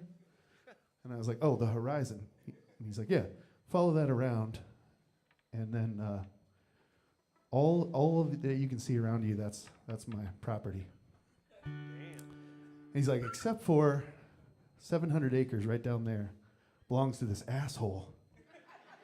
And I was like, I didn't say his last name, did I? Okay. I was like, "You mean you have more land than I can see, and you still have a neighbor you can't stand?" He's like, "Yeah, my great-grandfather sold it. He's like, it's scrub ground. It's got these thistles in it. We can't get rid of it. So my great-grandfather sold it to this guy's family like 3 generations ago, and we can't get rid of them." Anyway, I'm standing up there. He's talking about the landline, and it made me write this song.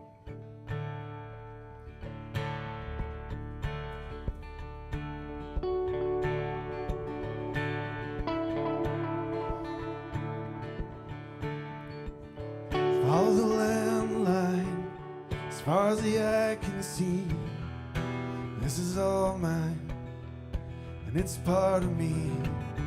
Where the horizon breaks and the mountains rise, I can tell you how, I can tell you why. You can pass it by, you can pass it on. You can pass it by, or you can pass it on. And it's a big sky, it's a rolling hills, it's a wild ride. While you're standing still, keep my heart close, close to the earth. Dig my hands deep into the dirt. You can pass it by, or you can pass it on. It'll still be there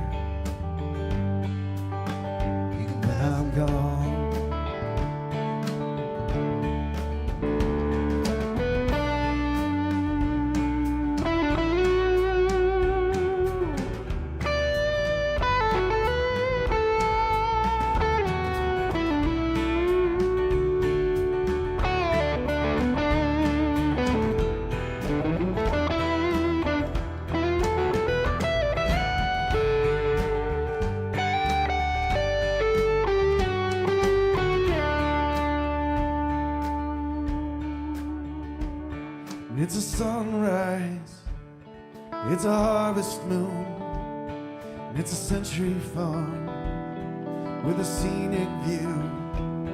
You can hold your land, does your land hold you? What once was old is as good as new. You can pass it by, you can pass it on. It'll still be there when I'm gone. You can pass it by, or you can pass it on. It'll still be there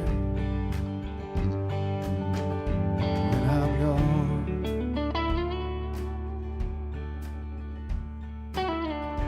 Follow the landline as far as the eye can see. This is all mine, and it's part of me. Where the horizon breaks and the mountains rise, I can tell you how, I can tell you why.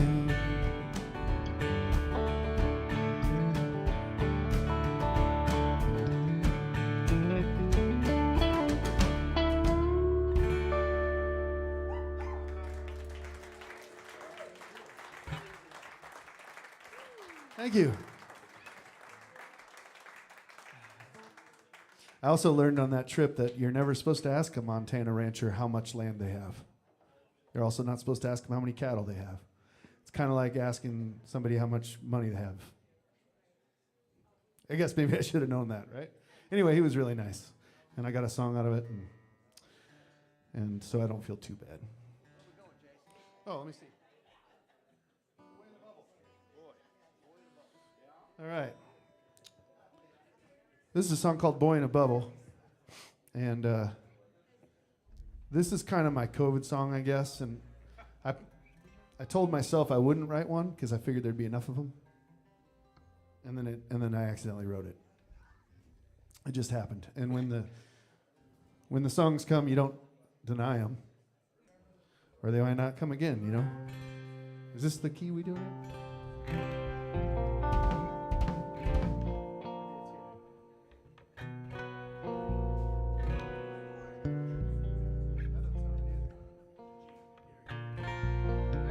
Thank you. If I just listened to you from the beginning, I would have been there, right? Yeah. I should do that. It's my first time with this band. Yeah. So anyway, the song's called Boy in a Bubble. I was a boy in a bubble when I was 4. And I have vivid memories of this that mostly come from that John Travolta movie from the 80s. I don't know what part is real and what part was from the movie, but as I formed, that's what it became. But I was a boy in a bubble for short periods of time. And then when we were all locked in our houses and it seemed like the world was going to kill us, I felt like I wished I was back in the bubble. So that's what inspired this song. I was a boy in a bubble. Do you remember the part during the pandemic when you were... when they said you can't touch your own face because you might give yourself it? It was that sort of fear that was going on in my head. I was a boy in a bubble. The world made me cough and wheeze, and the hospital staff would come running, and every time I sneezed,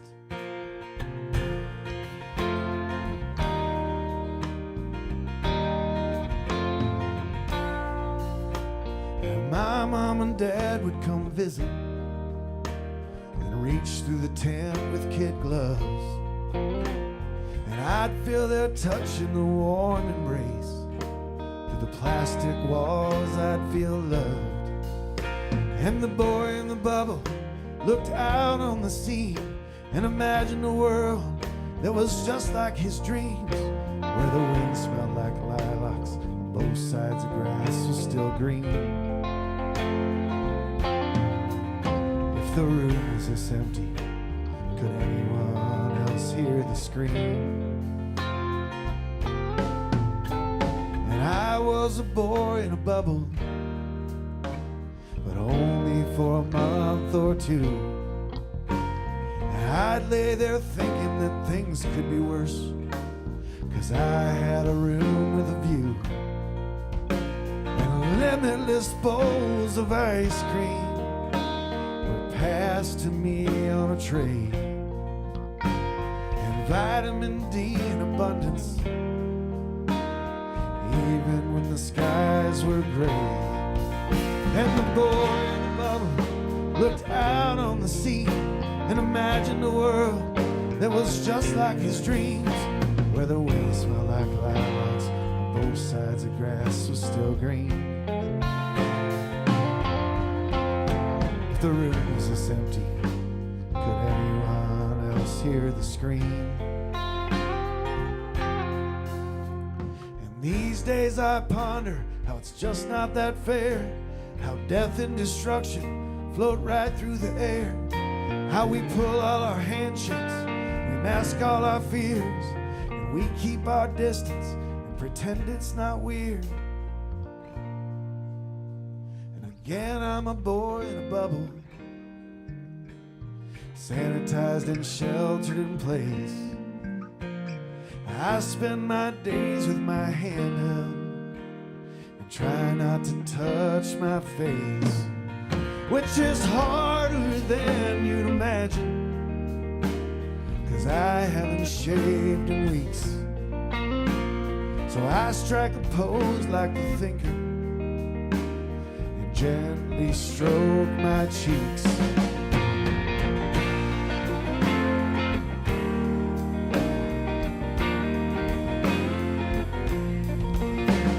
It's better to be safe than sorry, and it's worse to be dead than alive.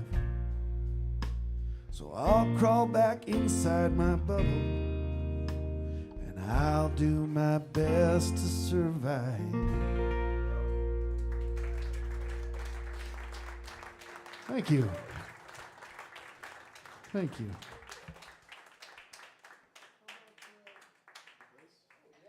going to bust out the electric bass. I brought this guitar in this amp, but I haven't even played it tonight. I feel bad. I'm sorry. I'm going to play it now.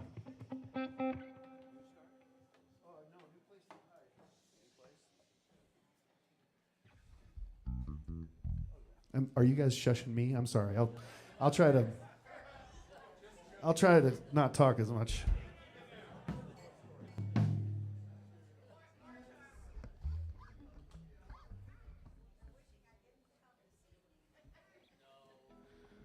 You're wishing you didn't come this evening? Thank you for your honesty. Thank you for speaking your truth.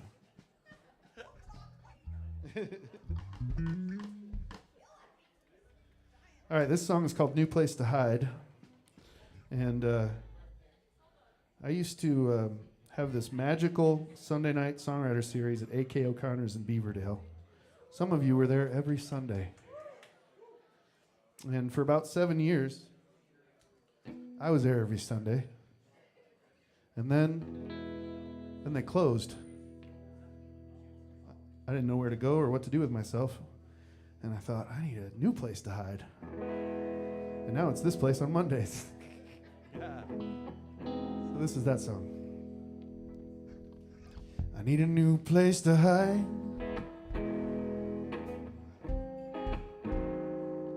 To run away and hide. Everything will be alright in due time. Every time I need a new disguise. Oh, to shield me from your eyes. Everything will be alright in due time. Every time.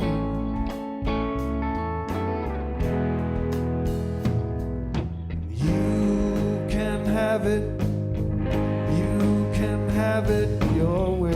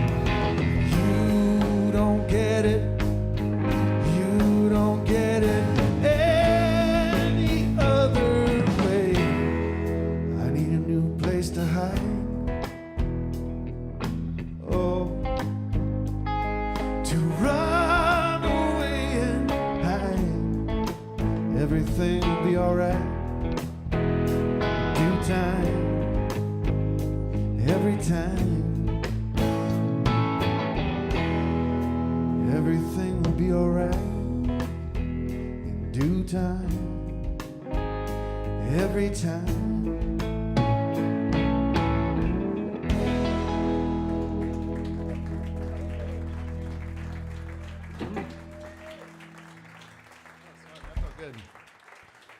That was awesome. That felt right. That's how it is in my head when I sing it by myself.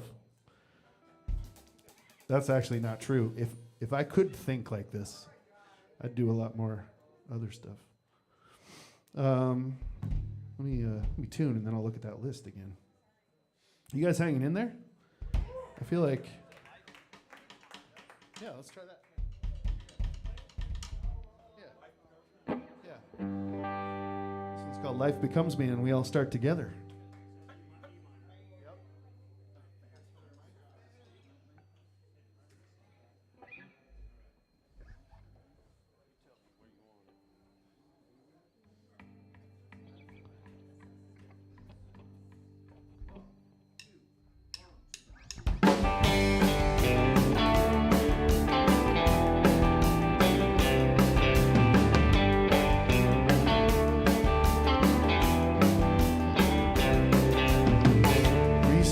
Sight, I've been blinded almost daily, 'cause I watch too much TV. My mind wanders down the one ways laid before me. I've forgotten what I've seen. So here's my revelation. I'm alright when you're right beside me. Nothing left to decide, 'cause this life becomes me.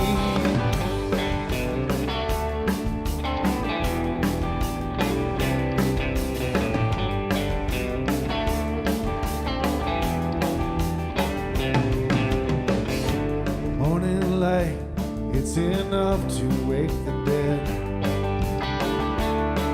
My horizon's darkening. No Pulitzer Prize, but I am this month's best employee. And I earned Rockstar parking. So here's my revelation. I'm alright when you're right beside me. Decide, 'cause this life becomes me.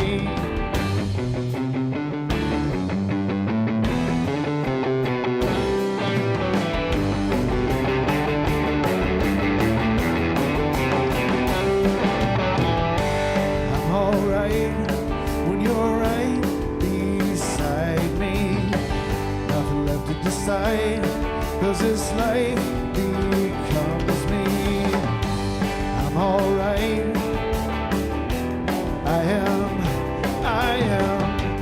I'm alright, 'cause this life becomes me, yeah.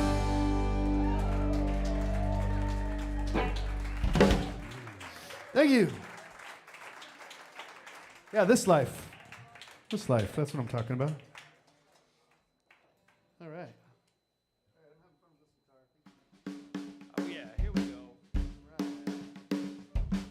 All right, this is a song about whiskey.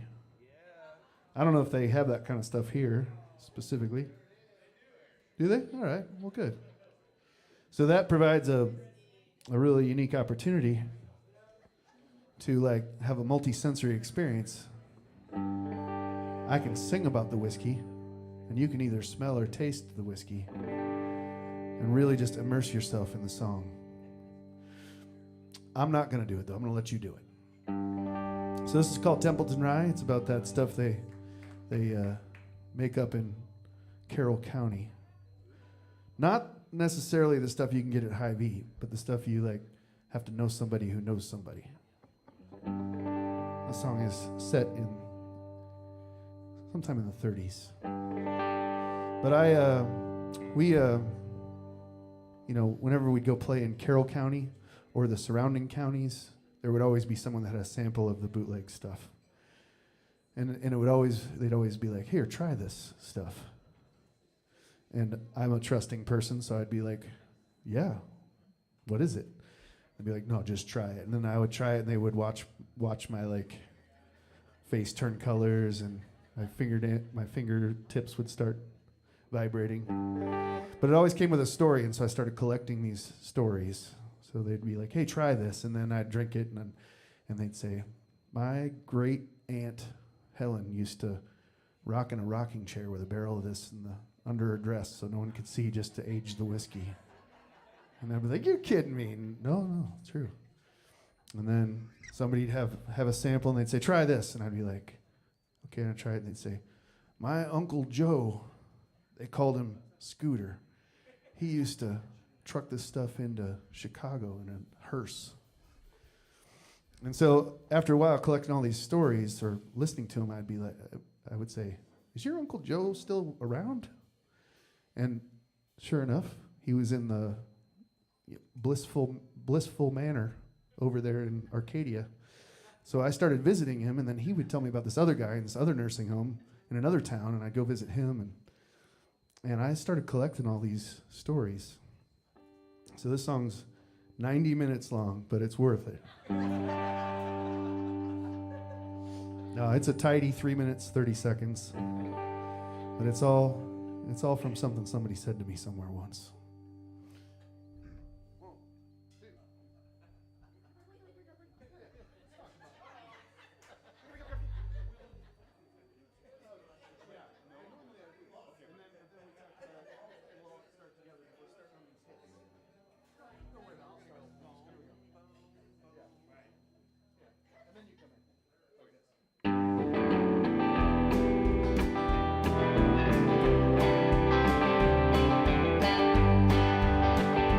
Born in a cloud of dust, it broke the best of us. Sweat and poverty, it was a desperate time.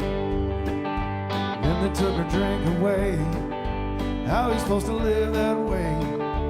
Nothing takes away the pain like Templeton Ride. So let the barn burn, let the band play. Everything will be okay. When your mouth gets dry, fill my cup with Templeton Rye. Bag of sugar and a bushel of grain. Everyone is praying for rain. Revenue is poured down the drain. So we start from scratch. 30 feet of a copper pipe, 100 gallons cooking overnight. Make sure it tastes just right. Start another batch. So let the barn burn, let the lovers dance, state fair romance. 'Cause when your mouth gets dry, fill my cup with Templeton Rye.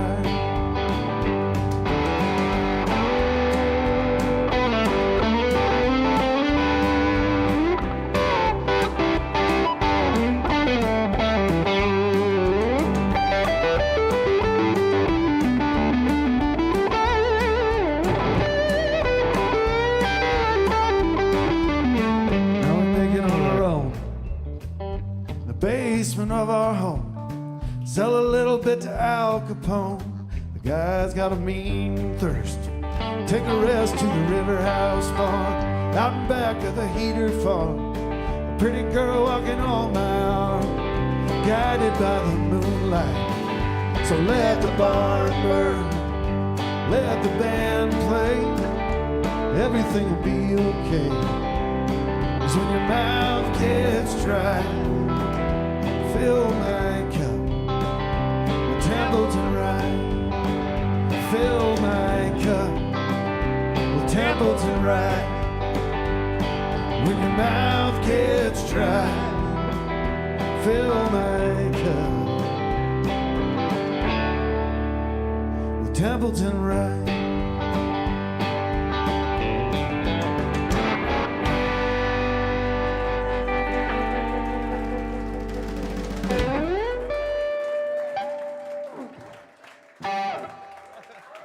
That was fun.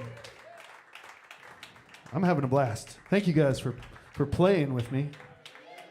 It's a real privilege to have these guys play these songs with me. I'm shopping for a bigger van, and I know that doing what they do for how long they've done it, that they just want to get back in a van, right? And just go hit those back roads and shitty little bars and stay in, like, share one room in cheap hotels and eat bologna sandwiches. You guys in? Yeah, man. Revisiting my youth. All right, this song's called Drink It Till It's Gone. It's got choreography. If you're into it, it seems like it's that time of night. You have to either have a beverage, preferably with just a little bit left in it, or you have to pretend you have a beverage.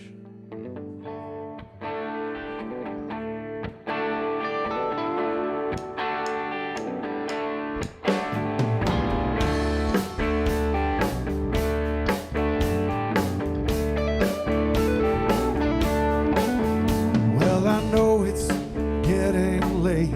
I need something to set me straight. It's gonna teach me to clean my plate, wash it away.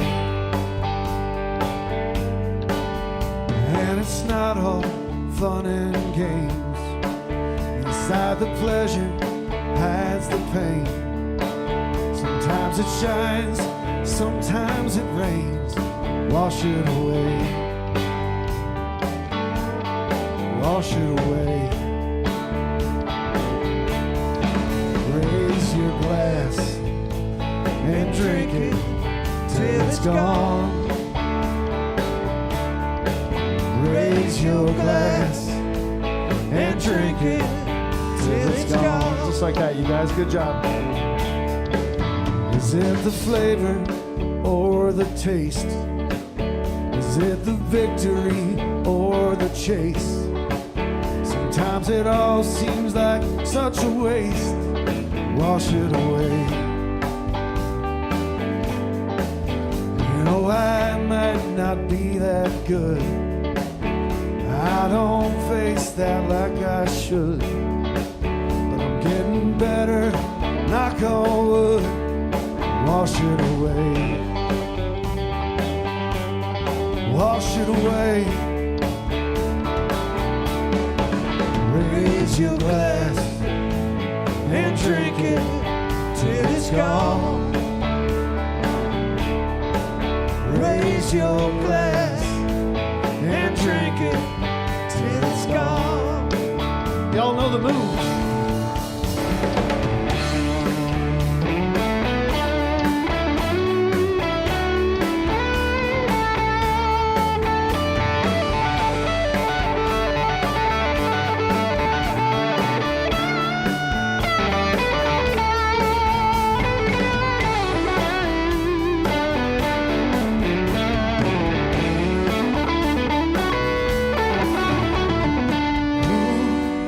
They're gonna bury me with my boots on. Ooh, I'm gonna take it like a man. Ooh, with every sunset comes a new dawn. Ooh, I'm gonna get some while I can. Get some, yeah. Sometimes it feels good to say, get some, get some. And so you run and dive right in. Let the water touch your skin. A higher power forgive your sin. Wash it away. Wash it away. Raise your glass and drink it till it's gone. Raise your glass and drink it till it's gone. Raise your glass and drink it till it's gone. Last chance.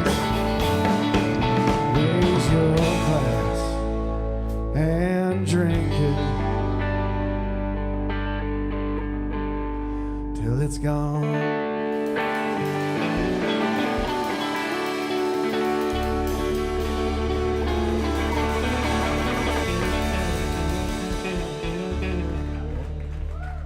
Yeah. Thank you for the participation. All right.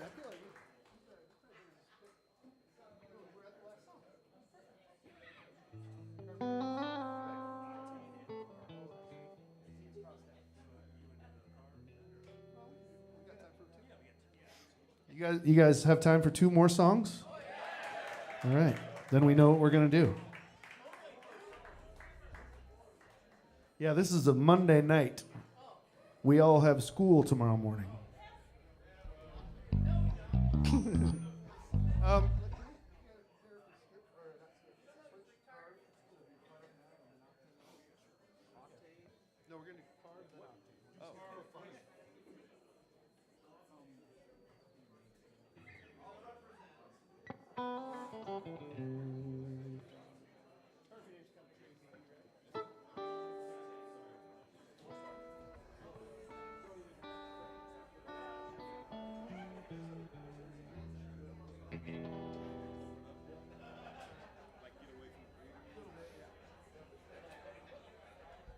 All right, this song's called Carve Your Name.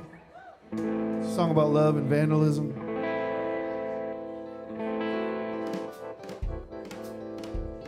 There's a bar that I play in Evergreen, Colorado called the Little Bear Saloon. I guess it's not a bar, it's a saloon. Have you ever played there?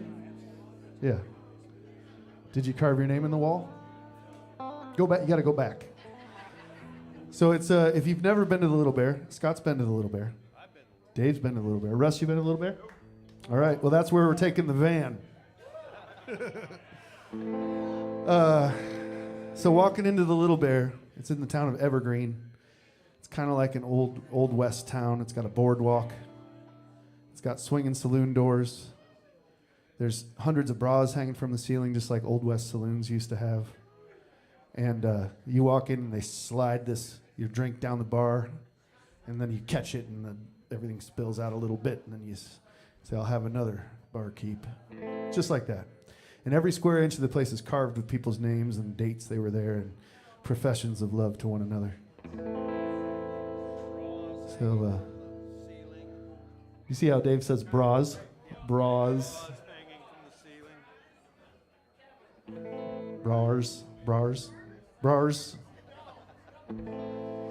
All right, so this is Carve Your Name.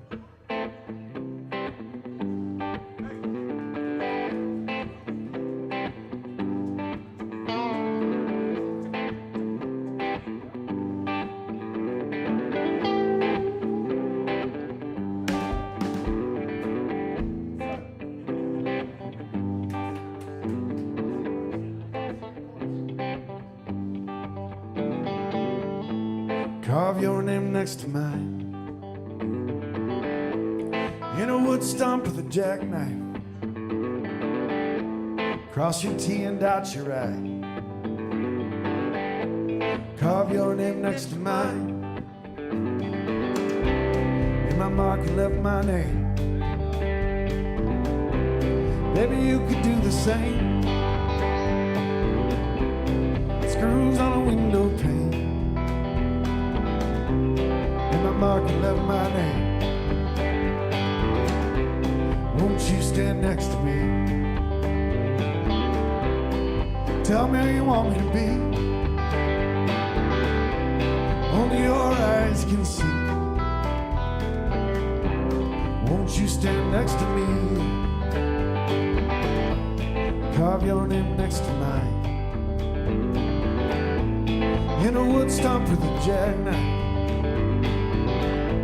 Cross your T and dot your I. Carve your name next to mine. So I press the ink to skin, hoping you would let me in. And it may have been a sin. Press the ink to skin. Now everyone can see. Baby, you're a part of me. almost like a guarantee that everyone can see. Years roll by, soon I'll surely die. Don't let me lie alone, no. Carve your name in stone. Get down. Get some.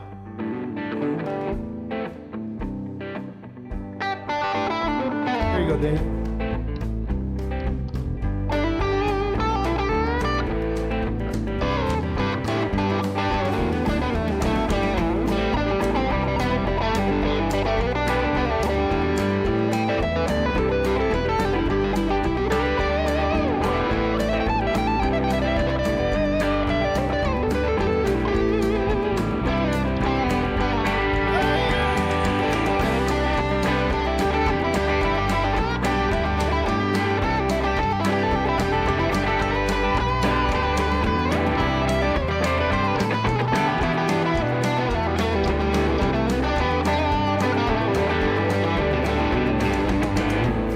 Carve your name next to mine.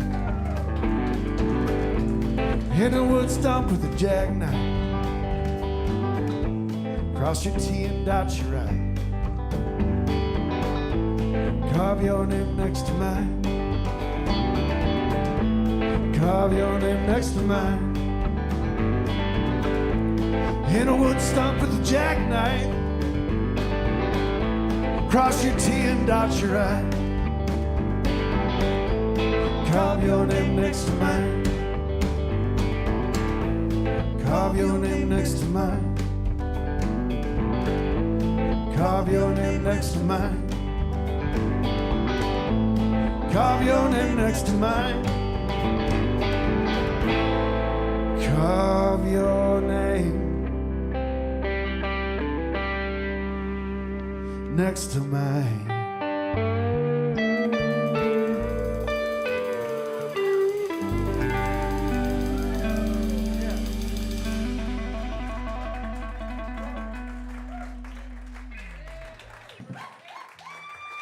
All right.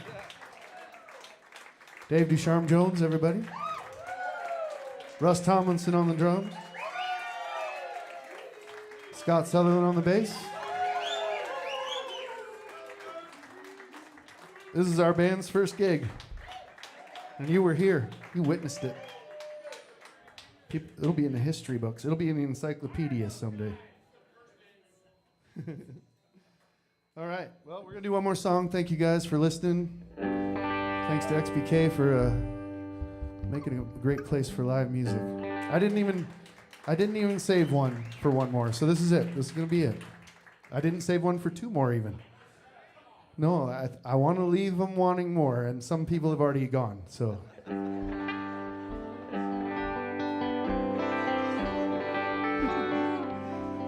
this song is called Octane, and it's there used to be a gas station over by the Capitol. It was a Sunoco station where you could buy Cam 2 racing fuel at the pump. And when I went to high school here, I drove a 72 Buick Skylark with a 350 in it. And it only had a 2-barrel carburetor, so it looked fast, but it wasn't that fast, unless I put the Cam 2 racing fuel in it. And so I would save up my money, because it was like $2 a gallon. And I'd fill it up on the weekends and go around, burn rubber, and think about getting out of town. Now, you'll probably point out that the line in the song talks about a Pontiac. That's just because I was kind of being nostalgic for what I knew was my dad's first car, but it's really about a Buick, and Pontiac rhymed.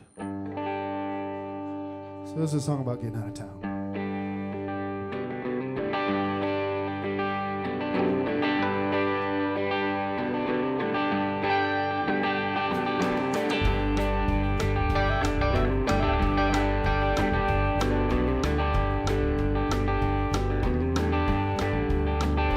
Done my time. It's been a couple of years, and it's about time to get out of here.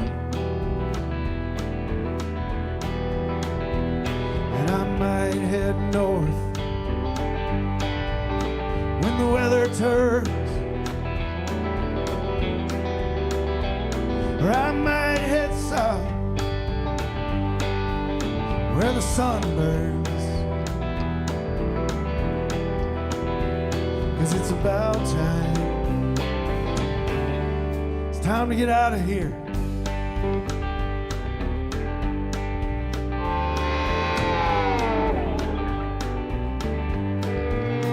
I've got a car and a little cash. I got high octane so I can drive fast. And I might head west when the weather rolls, or I might head east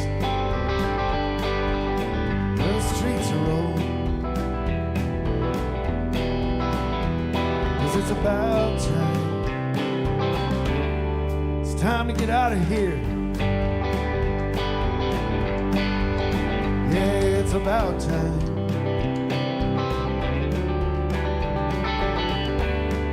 It's time to get out of here.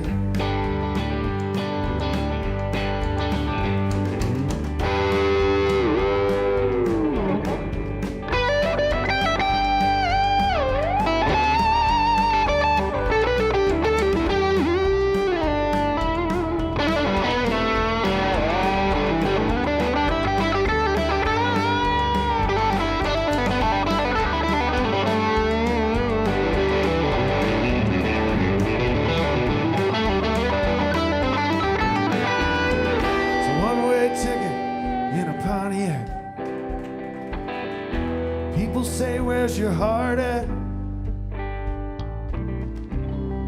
Yeah, but I don't care. 'Cause I know it's out there somewhere. I've got nothing to compare. It's time to get out of here.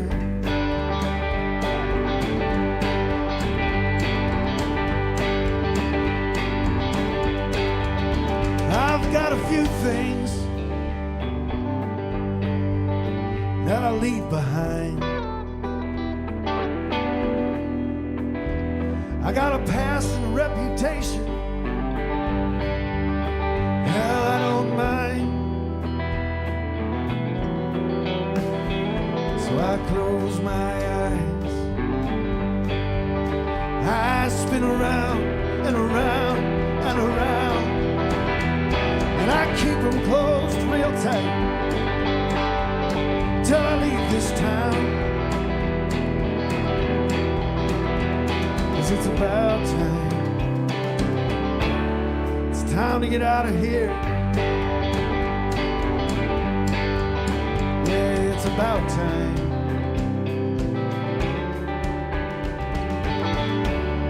It's time to get out of here.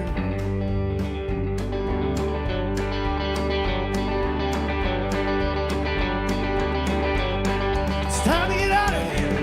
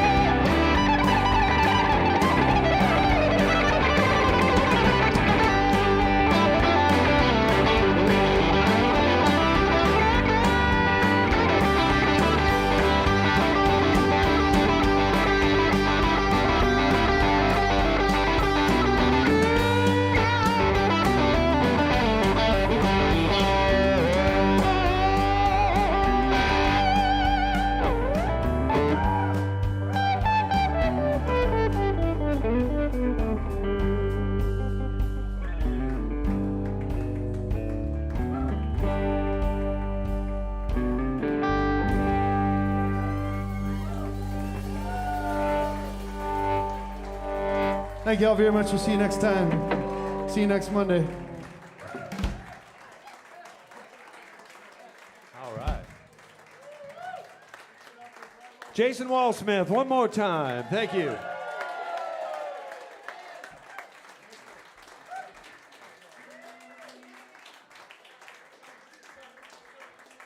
Next Monday is